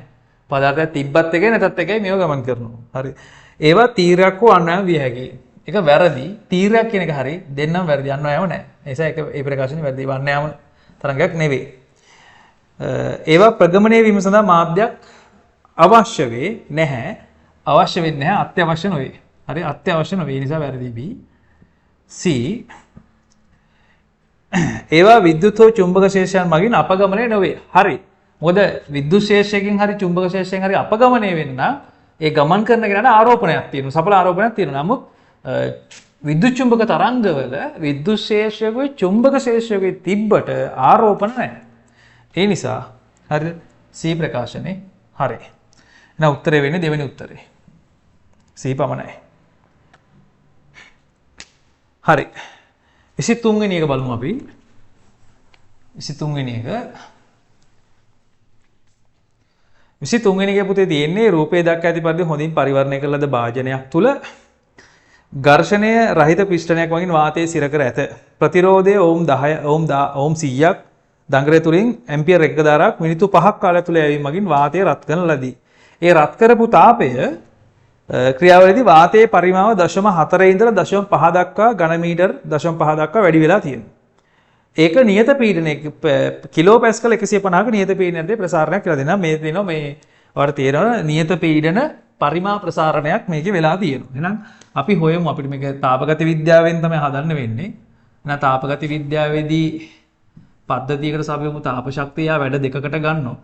එකක් තමයි අභ්‍යන්තර ශක්ති වෙනසටයි. හරිද? බාහිරට හෝ බාහිරෙන් කරන කාර්යයටයි වෙන් කරගන්නේ. දැන් මේක වෙලා තියෙන්නේ පරිමා වැඩිවීමක්. පරිමා වැඩිවීමක් නම් බාහිර පරිසරයට එරෙහිව කාර්ය කරලා තියෙනවා. උෂ්ණත්වය වැඩි වෙන්න අභ්‍යන්තර ශක්තියක් තරම් තියෙනවා. P ඩෙල්ටා V වලින් හදන්න වෙන්නේ. හරිද? එහෙනම් මෙන්න මේ සපයපු තාප ශක්තිය හොයන් ඉමු. එහෙනම් ඩෙල්ටා Q එක හොයාගන්න I වර්ග RT දානවා. තර ගිහිපු ධාරාව ඇම්පියර් 1යි. ඒකේ වර්ගය ඕම් 100යි මිනිත්තු 5යි. 5 වැඩි කිරීම 60. තර තප්පරට කියනවා. ඔය ටික සුළු කරාම පස්සේ එනවා 100 වැඩි කිරීම තන 300 කෙලින් වෙනවා 3 වැඩි කිරීම 10 4යි ජූල් කියලා එනවා. හරිද? හරිද කරන්දරේ? නමන මෙතනට ආදේශ කරන්න පුළුවන් සපයපු තාප ශක්තියනේ පද්ධතිය දීපු ටික වෙන්නේ 3 වැඩි කිරීම 10 4යි ජූල්. අභ්‍යන්තර ශක්තිය වෙනස් වීම තමයි අපෙන් අහන්නේ අපි ඒක දන්නේ නැහැ. නියත පීඩන තත්ත්වය වෙන්නේ 150යි 10/3යි කිලෝ පැස්කල්. පරිමා වැඩිවීම 0.1යි. 0.1යි. 0.1යි. හරිද? දැන් ඔය ටික සුළු කරන්න ඕනේ. ඔය ටික සුළු කරන්න. ඔය ටික සුළු කරාම අපිට ලස්සන උත්තරයක් ගන්න පුළුවන්. හරිද? ඔය ටික සුළු කරාම පස්සේ ලස්සන උත්තරයක් එනවා. ඩෙල්ටා U සමානයි 30 වැඩි කිරීම 10/3 අඩු කරනවා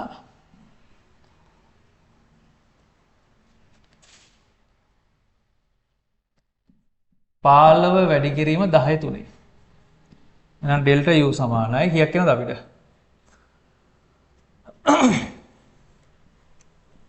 15 වැඩි කිරීම 10/3ක්. ඒ කියන්නේ 1.5 වැඩි කිරීම 10/4යි ජූල්. ඒ කියන්නේ 15යි කිලෝ ජූල් කියලා එනවා. පිළිතුරු අංක 2. පිළිතුරු අංක 2. හරි පිළිතුරු අංක 2. හරිනේ ලේසියිනේ. හරි අපි 24 වෙනි ප්‍රශ්නෙට යමු.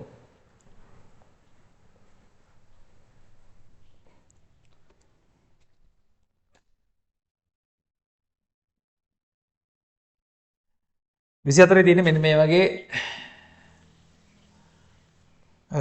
වර්තනාංකයේ මූල 3ක් වෙච්ච ද්‍රවයක්. එයා කේන්ද්‍රය මේ තියෙන්නේ. මේ විදිහට ආලෝක කිරණයක් මෙහෙම එනවා. මෙතන අංශක 60යි. මෙයා මෙහෙම ගිහලා වදිනවා. මෙහෙම ආලෝක කිරණේ ගමන් කිරීමක් වෙනවා. හරිද? එහෙනම් මෙතන 60 නම් මෙතන R. එහෙනම් මෙතන වෙන්නේත් R. හරිද? ඔන්න. එහෙනම් ආපු කෝණයෙම පතන වෙනවා නම් පතනය වෙච්ච කෝණයෙම නිර්ගත වෙන්න ඕනේ. මෙතනත් අංශක 60යි. හරි. ඒතර අපගමනය අහනවා කිරණේ යන්න ගියේ මෙහාට. දැන් කිරණේ යන්නේ මෙහාට. හරි. ඕකනේ මුළු අපගමනය. හරි.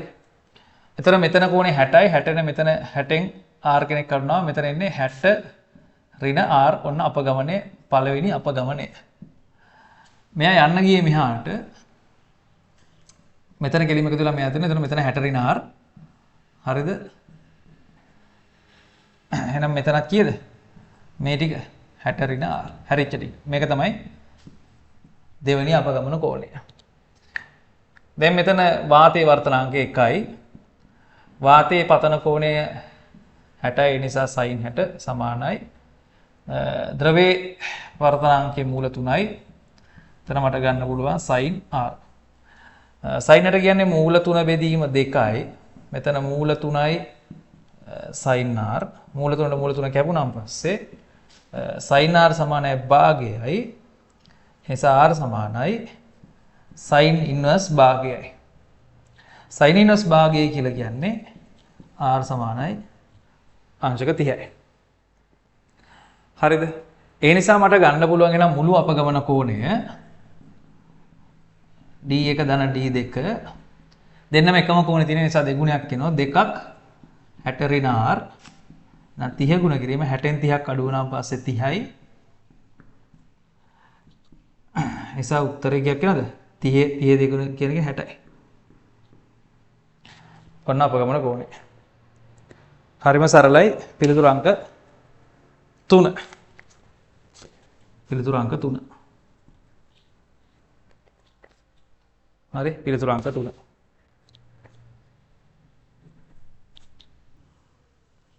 ඒකේ තියෙන මෙන්න මෙහෙම තාප පරිවර්ණය කරපු තාප සන්නායක දඩු පද්ධතියක්. මම පරිවර්ණය කරපු එක අඳින්න යන්නේ නැහැ. මේක පරිවර්ණය කරලා තියෙන්නේ මෙතන A මෙතන B මෙතන C විදියට ඔහොම තියෙනවා. එතකොට අපිට කියනවා AC සහ BC. හරිද? AC හා CB වල මේ තාප සන්නායකතාවයෙන් දෙගුණයක්ලු AB දණ්ඩේ තාප සන්නායකතාවය. එහෙනම් මේකේ මෙයාගේ තාප සන්නායකතාවයක් K මෙයාගේ තාපසන්නකතාවය k මෙයාගේ තාපසන්නකතාවය නම් 2k වෙන්න ඕනේ. හරිද? මේ දෙන්න ශ්‍රේණිගතයි එකම උෂ්ණත්වන්තරය තියෙන්නේ. මේ පැත්ත c යි මේ පැත්ත බිඳුවයි. ඒ නිසා මම ඔක පොඩ්ඩක් කොහොම නැතුව අපිට තේරෙන විදියකට ඔක වැඩේ මම කරගන්න. AC දණ්ඩයි CB දණ්ඩයි ශ්‍රේණිගතයිනේ. ඒ දෙන්න ශ්‍රේණිගත නිසා මම මෙහෙම අදිනවා. හරි. ඒ දඬු දෙක ශ්‍රේණිගත නිසා තනි දණ්ඩක් කරලා අඳිනවා.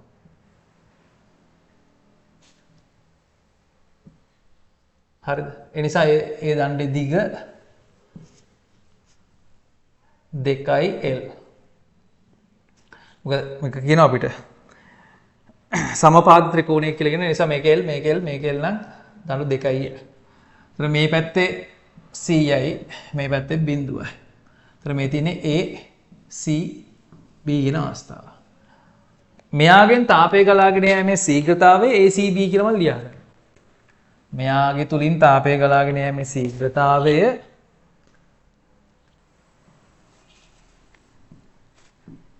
q බෙදීම t ACB කියලා ලියා ගන්නවා.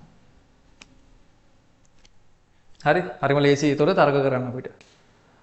මොකද සමාන දඬු කියලා තියෙනවා ඒ හරස් කඩවලුත් සමානයි. හරි? මේවයි හරස් කඩවල් සමානයි. ඊළඟට තියෙනවා AB දණ්ඩ. මම ඒක මෙහෙම අඳිනවා. මේ පැත්ත C යි මේ පැත්ත බිඳුවයි. ඒතර එයාගේ තුලින් තාපය ගලාගෙන යෑමේ ශීඝ්‍රතාවය. ඒක මම ගන්නවා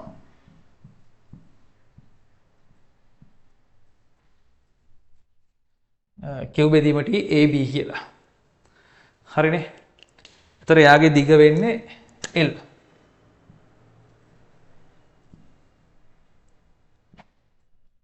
L. දැන් මට පුළුවන් මෙහෙම දෙයක් කරන්න. මම ලියනවා මේ උඩ තියෙන දණ්ඩට. හරි මොකද එයාගේ කෙලිම හැමදැන්නෙම තාපසන්නකතාවය පොදුවේ නිසා මේ දණ්ඩේ පොදුවේ තාපසන්නකතාව k. මේ දණ්ඩේ 2යි k. එක ගානේ කියලා තියෙනවා මේ දණ්ඩේ දෙකගේ දෙගුඩයක් මෙයා. හරිද? ඒතර එකම වර්ගයෙන් හදලා තියෙන්නේ. හරිද? හරි. දැන් මට ලියන්න පුළුවන් මෙහෙම දෙයක්. පළවෙනි මේ දණ්ඩට ලිව්වොත් q බෙදීම t. නැත්නම් අපි ඔකට රේට් එක කියලා ලියන්න පුළුවන් නේ. මේක මට මෙහෙම ලියන්න පුළුවන් රේට් එක. තාපය ගලාගෙන යෑමේ ශීඝ්‍රතාවය. RACB. මේකේ රේට් එක ලියන්න පුළුවන් RAB කියලා ලියන්න. ඒතර ලේසි මට මේක q බෙදීම t දානට වඩා. ඉතින් මම ලියනවා එහෙම RACB සමානයි හරස් කඩ A තාපසන්නකතාව k උෂ්ණත්ව වෙනස ඩෙල්ටා t කියලා ගන්නවා. 100 ඍණ බිඳුවනේ. ඒකත් ඕන එහෙම ලියන්න. හරිද? 100 ඍණ බිඳුව බෙදීම 2l. හරි? ඕක එක කියලා ගන්නවා. ඉතින් මේ දණ්ඩට දානමු. ඒතර ඒ දණ්ඩේ තාපය ගලාගෙන මේ දෙවෙනි දණ්ඩේ කොට දණ්ඩේ AB දණ්ඩේ. ඒකේ තාපය ගලාගෙන යන ශීඝ්‍රතාවය AB. RAB. හරි? එයා සමානයි හරස් කඩ ඒකමයි තාපසන්නකතාව 2k උෂ්ණත්ව වෙනස 100 ඍණ බිඳුව. හරිද? බෙදීම දිග L.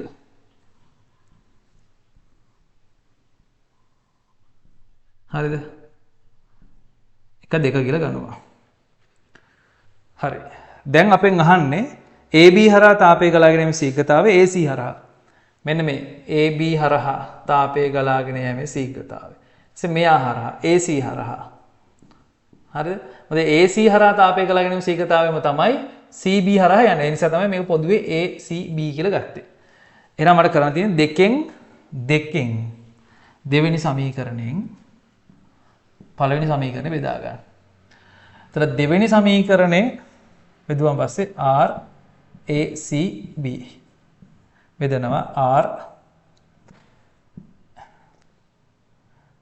දෙවෙනි සමීකරණයෙන් RAB බෙදීම RACB සමානයි මේ බලන්න. Aට A කැපෙනවා. Kට K කැපෙනවා. Cයට C කැපෙනවා. Lට L කැපෙනවා. ඒතර දෙවෙනි එකේ දෙකක් ඉතිරි වෙන උඩ බෙදීම පළවෙනි එකේ 1 යට 2.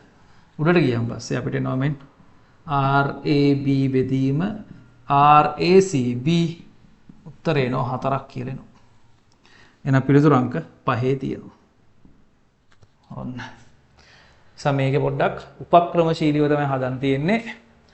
එතකොට මෙයාගේ තාපය ගලාගෙන යාමේ ශීඝ්‍රතාවය මෙයාගේ වගේ 4 ගුණයක් තියෙනවා.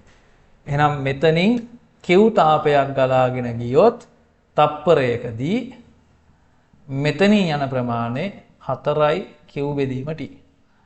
ඔන්න ඔය විදිහට යන්න ඕනේ. ඔක තමයි ඔගේ අයිඩියා එක. හරිද? තර මෙතනින් තාපය ගලාගෙන යන්නේ සීඝ්‍රතාවය මෙතන යන ප්‍රමාණය වගේ 4 ගුණයක් කියලා අපිට එනවා. ඔක තමයි මේ ප්‍රශ්නේ ඉතාමත් හොඳ ප්‍රශ්නයක්. මේ පේපරේ දැක්ක ඉතාමත් හොඳම ප්‍රශ්නයක්. ඉතාමත් හොඳම ප්‍රශ්නයක්. හරිද? මගතර ලකුණක් දැම්මේ ඒකයි. ඊළඟ එකටම තියෙන එක මාර ලේසියි 26 වෙනි MCQ එක.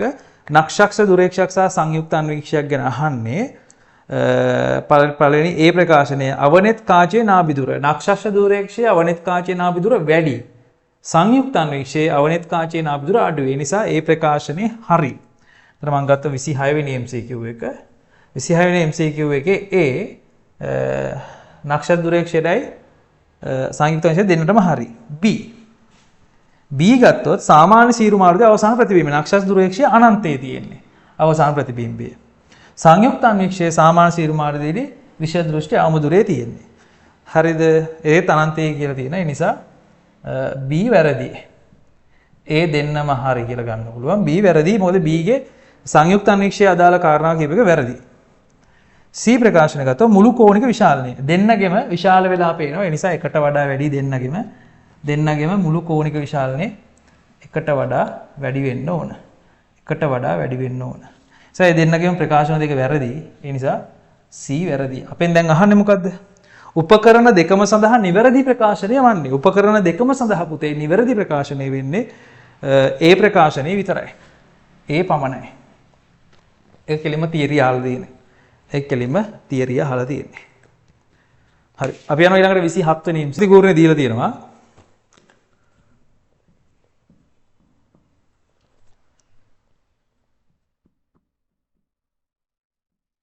ඉන්දර්ශම 4යි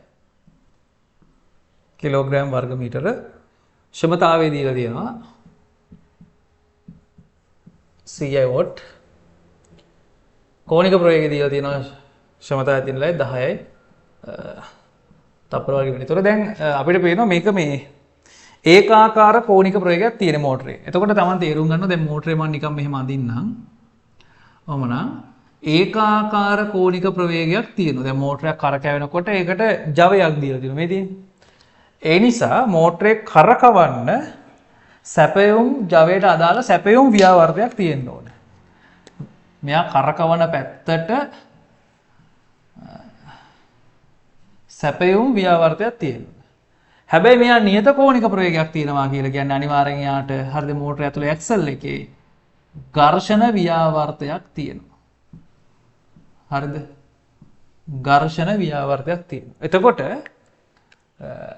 ජව සැපෙවුමක් සැපෙවුවන් පස්සේ ඒ කියන්නේ කරන්ට් එක දුන්නාන් පස්සේ ඒ කරකැවෙන මෝටරේ නියත කෝණික ප්‍රවේගයෙන් කරකැවෙනවා කියලා කියන්නේ අපි සපයපු ව්‍යාවර්තයයි ඒක ඇතුළේ තියෙන ඝර්ෂණ ව්‍යාවර්තයයි සමාන වෙලා පද්ධතියමත් තියෙන බාහිර අසන්තුලිත ව්‍යාවර්ත බිඳුවක් වෙලා තියෙන්නේ. ඒ නිසා යා නියත කෝණික ප්‍රවේගයෙන් කරකැවෙනවා. එතකොට අපි ජව සැපෙවුම නවත්තපු ගමන්, ඒ කියන්නේ කරන්ට් එක දින එක නතර කරපු ගමන් අපි ලබා දීපු සැපෙවුම අයින් වෙලා ඝර්ෂණ ව්‍යාවර්තය විතරක් මොකද වෙන්නේ? ක්‍රියාත්මක වෙනවා. එතකොට එයාගෙන් කෝණික මන්දනයකට ලක් වෙනවා. ඒ නිසා මට ලියන්න පුළුවන් කෙලින්ම P සමානයි τ ඔමෙගා දාලා ඒ වෙලාවේ තිබිච්ච සැපෙවුම් ව්‍යාවර්තය හොයාගන්න පුළුවන් නියත කෝණික ප්‍රවේගයක් තියෙන නිසා සැපයුම් ව්‍යාවර්තය හරිද සප්ලයි ටෝ එක හරිද ෆ්‍රික්ෂන් ටෝ එකට සමාන වෙන්න ඕනේ. ඒ කියන්නේ ඝර්ෂණ ව්‍යාවර්තයට සමාන වෙන්න ඕන. හරිද? අනිවාර්යෙන් මේක විය යුතුමයි. හරි නියත කෝණික ප්‍රවේගයක් තියෙන නිසා. ඒ නිසා අපිට නම් දැන් ලියන්න පුළුවන් සැපයුම් ක්ෂමතාවයේ දීලා තියෙන 100යි වොට් ඝර්ෂණ ව්‍යාවර්තය දන්නේ නැහැ. ඒක තමයි සැපෙන ව්‍යාවර්තයත් ඔමෙගා අපිට 10ක් කියලා එනවා. හරි. එහෙනම් මෙයා කැපුවාන් පස්සේ මට එනවා ව්‍යාවර්තය 10යි නිව්ටන් මීටර කියලා එනවා. දැන් කෝණික ත්වරණය නහන්නේ. ඒ නිසා මම දානවා ඩෙල්ටා ටෝ සමානයි I alpha. දැන් මම පස්සේ ඝර්ෂණ ව්‍යාවර්තය විතර නිව්ටන් මීටර 10ක් එනවා. අවශ්‍ය දිගුවරණය විතර 0.4ක් එනවා. එහෙනම් අපෙන් අහන්නේ 7. ඒ නිසා මට එනවා එහෙනම් alpha සමානයි 100 බෙදීම 4. නිසා 25යි තප්පර වර්ගයට රේඩියන් කියලා එනවා. හරිද? 25යි තප්පර වර්ගයේ රේඩියන් කියලා එනවා. හරියද කතන්දරේ? 25යි තප්පර වර්ගයේ රේඩියන් කියලා එනවා. හරි.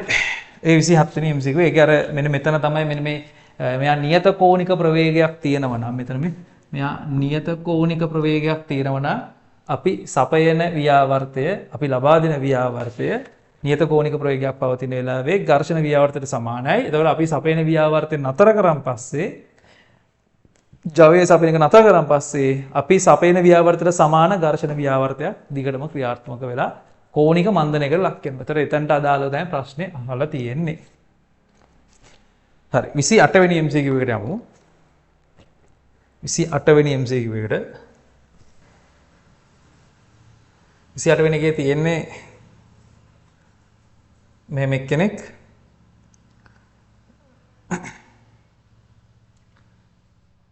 ඊට පස්සේ 4 දෙනෙක් ඉන්නවා මෙහෙම.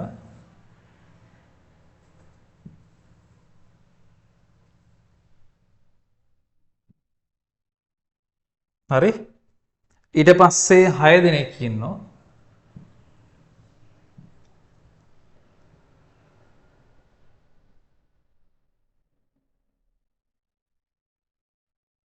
ඊට පස්සේ නැවත 4 දෙනෙක් ඉන්නවා.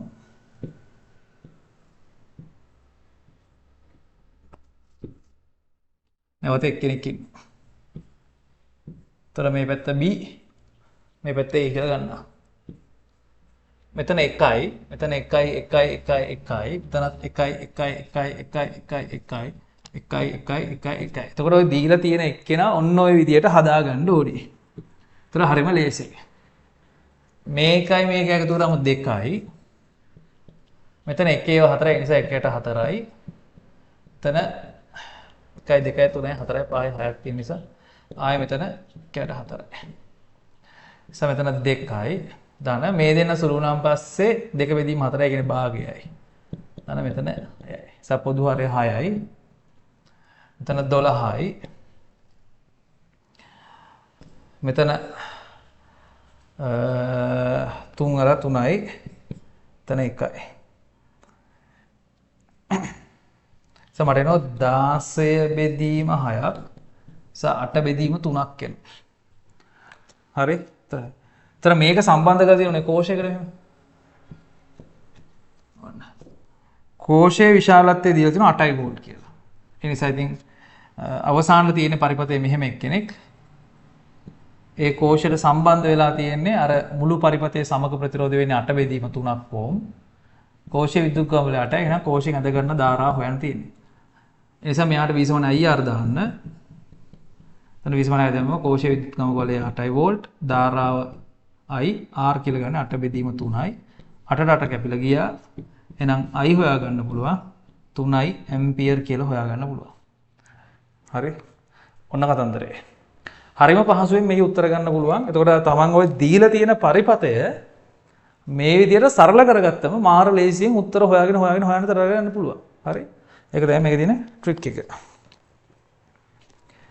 හරි ඊළඟට ඉතින් මේ 29 වෙනි MCQ එකේ මහ ලොකු දෙයක් නැහැ. හරිද? 29 වෙනි MCQ එක. ඒක ඇත්තටම මහ ලොකු දෙයක් නැහැ. හේතුව මම කියන්න මොකද අවුල කියලා. ඒකේ දීලා තියෙන්නේ අවම අපගමන අවස්ථාව සම්බන්ධව අහන්නේ. හරිද?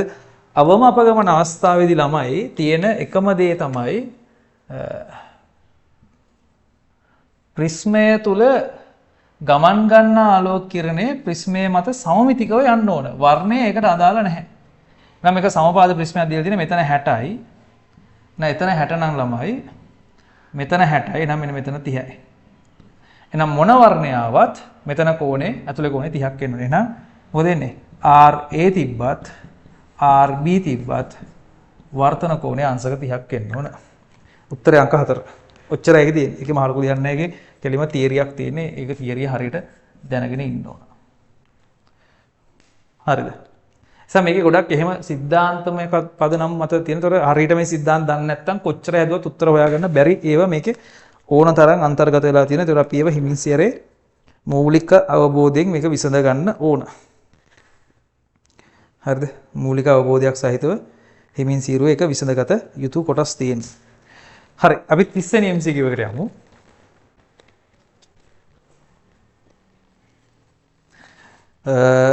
තිස්සෙන MCQ කියන්නේ බඳුනක් තුල තියෙනවලු මේ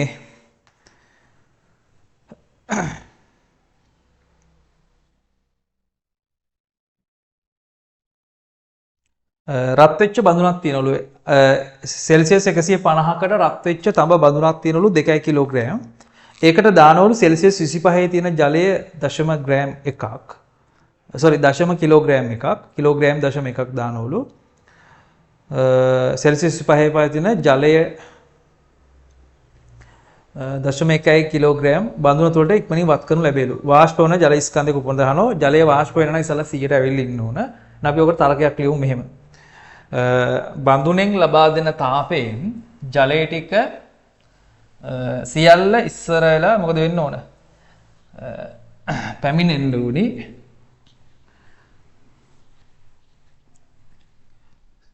සිය උෂ්ණත්වයට. ඊට පස්සේ තමයි වාෂ්ප වෙන්නේ. ඊට පස්සේ වාෂ්පීකරණ গুপ্ত තාපය ලෙස ඉතිරි ටික ලැබෙන උන්. එතකොට මට මෙහෙම ඔගේ ප්‍රකාශනයක් එකපාර ලියන්න පුළුවන්. බඳුනේ උෂ්ණත්ව වෙනස වීමට පිට කළ තාපය. ඒතර බඳුනේ උෂ්ණත්ව වෙනසට පිට කළ තාපය ලියන්න පුළුවන් මට. බඳුන පිට කළ තාපය ඩෙල්ටා Q බඳුන කියලා ලියන්න පුළුවන්. ජලය රත් වීමට ලබාගත් තාපය ඩෙල්ටා Q W කියලා ලියන්න පුළුවන්. ජලය ටික වාෂ්ප වෙන්න ලබාගත් තාපයට මම ගන්නම් ඩෙල්ටා Q වාෂ්ප කියලා. නම් බඳුන රත් වීම රත් වෙච්ච බඳුන සිසිල් වීම සම්බන්ධව ලියන්නම්. බඳුනේ ස්කන්ධ දෙකයි. බඳුන විශ්‍රතාපධාරිතාව දීලා දෙනවා 4 වැඩි කිරීම 10 2යි. බඳුනේ උෂ්ණත්වය 150 ඉඳන් අවසාන මිශ්‍රණයේ උෂ්ණත්වය දක්වා එනවා. එතකොට අවසානට වාෂ්ප වෙලාවේ පරිසරයේ තියෙන උන 100 උෂ්ණත්වය නිසා 150 ඉඳන් 100ට එයා සිසිල් වෙනවා. ඔන්න බඳුනේ උෂ්ණත්ව වෙනසට අදාළව උෂ්ණත්ව විපර්යාසයට අදාළව පිට වූ තාපය. ඒක ලබා ගන්න ජලය ටික ඔක්කොම 100ට එන්න ඕන. ජලයේ 0.1ක් තියෙනවා. ජලයේ විශ්‍රතාපධාරිතාව 4200 නෙවෙයි ගානේ කියලා දෙන එක ගන්න ඕන 4 වැඩි කිරීම 10 3යි. 4200 දැම්මොත් වරදින්න පුළුවන්. ජලයේ උෂ්ණත්වය ඒතර 25 ඉඳන් 100ට එනවා. නිසා 100ෙන් අඩු කරන්න ඕන 25ක්. ඒ අතර වාරේ ඒකෙන් යම් ප්‍රමාණයක් වාෂ්පය හැදෙනවා. ඒතකොට අපි තුමු හැදිච්ච වාෂ්ප ස්කන්ධයේ ජල ස්කන්ධයේ M වාෂ්පීකරණ විශ්ව ගුප්ත තාපයේ දීලා තිනවා 2.5 වැඩි කිරීම 10.6යි කියලා.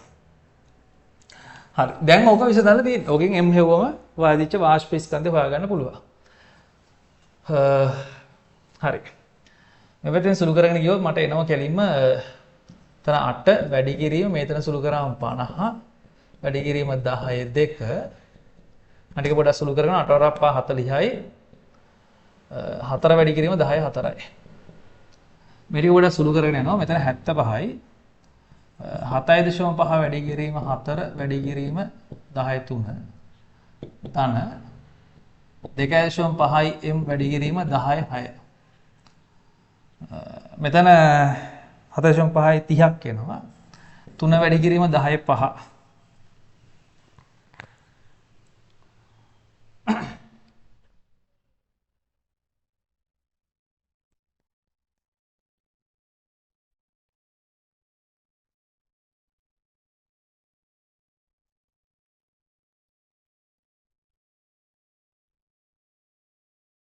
10 4 නේ.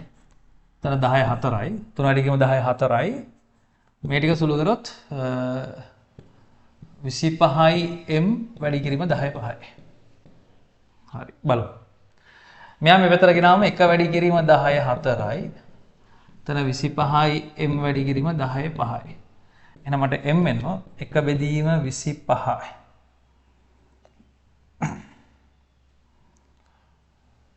වැඩි කිරීම 10 ඍණ 1යි. හරි. එහෙනම් මෙතන කිලෝග්‍රෑම් එන්නේ ග්‍රෑම් කරන මම මේක කරාම මට 100 බෙදීම 25ක් එනවා. 100 25න් බෙදීම 4යි ග්‍රෑම් කියලා එනවා. හරි උත්තරේ 4 තියෙනවා. ඔන්න. හරිම සරලයි.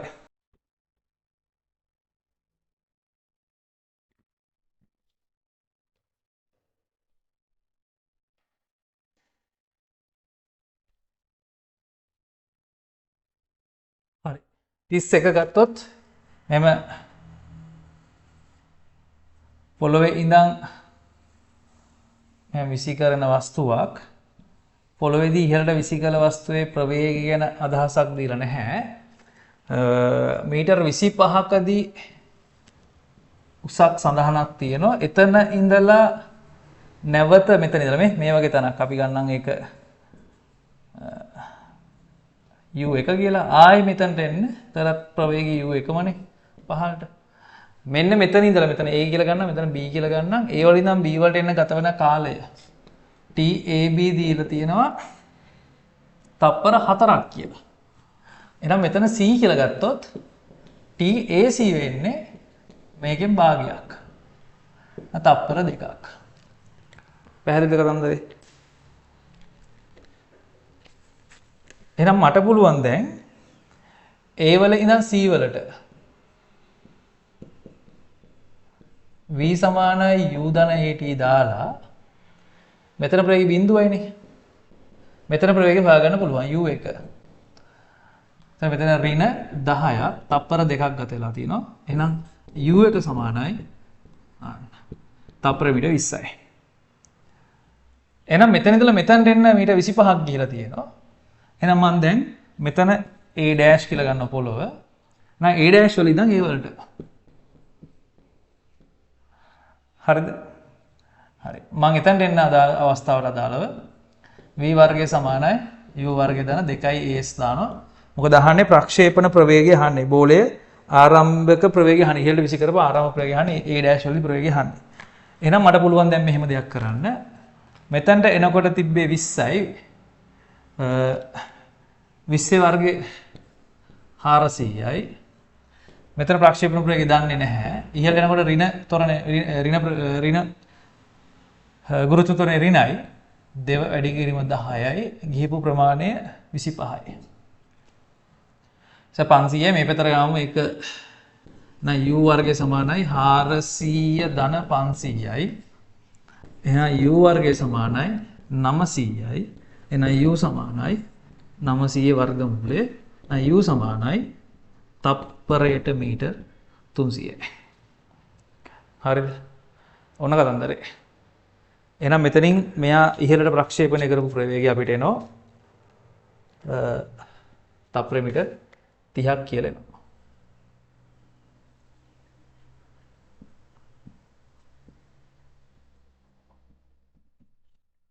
එහෙනම් උත්තරය කියන කීයද ගන්න අපිට? උත්තරය ගන්න වෙන්නේ 3 වෙනි උත්තරය. ඔය 31 වෙනි ප්‍රශ්නේ. ඒක අමුතු ප්‍රශ්නයක්. ඒක අමාරු නැහැ කියලා ලේසි. හරියට අවස්ථා ටික තේරුම් ගන්න තියෙන්නේ. එච්චරයි. මෙතනilla මෙතන එන්න කාලේ තප්පර 4 නම් මෙතන එන්න එකෙන් භාගය ගන්න ඕන. අපි ඒක දන්නව ගණන් හදලා එතනින් කරුණු ටික අල්ලගත්තා. මෙතනilla මෙතනට v සමාන යොදනට දාලා මෙතන ප්‍රවේගය හොයාගත්තා. මෙතන v වර්ග සමාන යොදස් දාලා මෙතන ප්‍රවේගය හොයාගත්තා. හරිම ලේසි. ඒතර ඒක තියෙන්නේ මෙන්න මේ වගේ හැඩති බඳුනක්. ඒතර අපි දන්නවා මෙයාගේ මේ උස නිසා බඳුන මත ඇති වෙන පීඩනය නිසා ඇති වෙන අභිලම්බ ප්‍රතික්‍රියාව අපි දන්නවා. ඒ වගේම මෙයාගේ බර තියෙනවා. බරට වඩා මේ වෙලාවේදී අභිලම්බ ප්‍රතික්‍රියාව වැඩි. මොකද මෙන්න මේ ටිකේ ද්‍රවය තිබ්බනම් ඇතිවන බර නිසා ඇති වෙන අභිලම්බ ප්‍රතික්‍රියාව තමයි පීඩනයෙන් ඇති කරන්නේ. ඒ නිසා බර මෙතන අඩු වෙන ස්කන්ධ ප්‍රමාණය අඩු වෙන්නේ. ඒ නිසා උඩට යන්න හදනකොට බඳුන විසින් ද්‍රවයේ මත මෙන්න මෙහෙම ආනත බිත්තිමකින් පහළට බලයක් ඇති කරනවා. හරිද?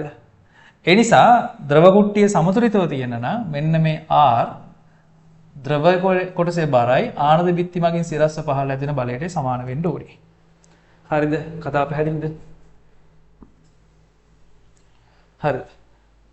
එතකොට මට පුළුවන් දැන් මෙහෙම දෙයක් කරන්න. මෙන්න මෙයා මට ලියා ගන්න පුළුවන් මෙන්න මේ උස සලකලා මේ උස දීලා තියෙනවා සමස්ත උස. හරිද මේ උස දීලා තියෙනවා 0.25 මීටර කියලා. නිසා මේ අභිලම්බ ප්‍රතික්‍රියාව ගන්න පුළුවන්. මොකද පතුලේ වර්ගඵලයක් දීලා තියෙනවා මේ පතුලේ වර්ගඵලය. ඒක හොයාගන්න විස්කම්බේ දීලා තියෙනවා. විස්කම්බේ දීලා තියෙනවා 0.2 මීටර. නම් මෙයා මට ලියන්න පුළුවන් h rho g a. හරි පීඩනය වර්ගඵලයෙන් ගුණ කරාම අභිලම්බ ප්‍රතික්‍රියාව එතන හොයාගන්න පුළුවන්. මෙයාගේ ස්කන්ධය ගන්න පුළුවන් මේ පරිමාව දීලා තියෙනවා v rho g ධන f. ඔන්න ඔතනින් ආනත බිත්ති මගින් ඒකනේ කියලා තියෙන්නේ. ප්ලාස්ටික් ආනත පෘෂ්ඨයේ මතින් ජලයේ මත ඇති කරන ලබන මුළු බලයේ විශාලත්වය. එන්න ජලයේ මත ඇති කරන මුළු බලයේ විශාලත්වය මේක. එදා ඒක හොයන්න යන්නේ f. නිසා h දීලා තියෙනවා කීයද? 0.25. ඒ කියන්නේ එක බෙදීම 4යිනේ. ඔන්න 0.25ම ලියා ගන්න. පස්සේ සුළු කරගෙනකොට දා ගන්න. ඝනත්වය ජලයේ ඝනත්වය දීලා තියෙනවා 13යි. මෙයා 10යි. 5 වලගේ ගන්න කියලා තියෙනවා 3යි කියලා. 3යි. 0.2 බෙදීම 2 වර්ගය. එතනින් ඒ ටික ආවා. පරිමාව දීලා තියෙනවා 2.5යි. 2.5යි වැඩි කිරීම 10 ඍණ 3යි. ඒක ඝනත්වයෙන් ගුණ කරා 10 3ෙන් g වලින් ගුණ කරා. එතනින් f එනවා. දැන් ඔය ටික සුළු කරගෙන යනවා. හරිද? මේ ටික සුළු කරාම 0.1යි. 10 ටික තියෙන්නේ මේ ටික මේ සුළු කරාන් පස්සේ 7.5 වැඩි කිරීම 7.5 වැඩි කිරීම 10 3යි වැඩි කිරීම 10 ඍණ 2යි. සම මේ ටික සුළු කරාම 75ක් එනවා. මෙතන සුළු කරාන් පස්සේ 25 ධන f කියලා එනවා. එහෙනම් f සමානයි 75 ඍණ 25යි. උත්තරේ නිව්ටන් 50ක් කියලා එනවා. එහෙනම් පස්වෙනි උත්තරේ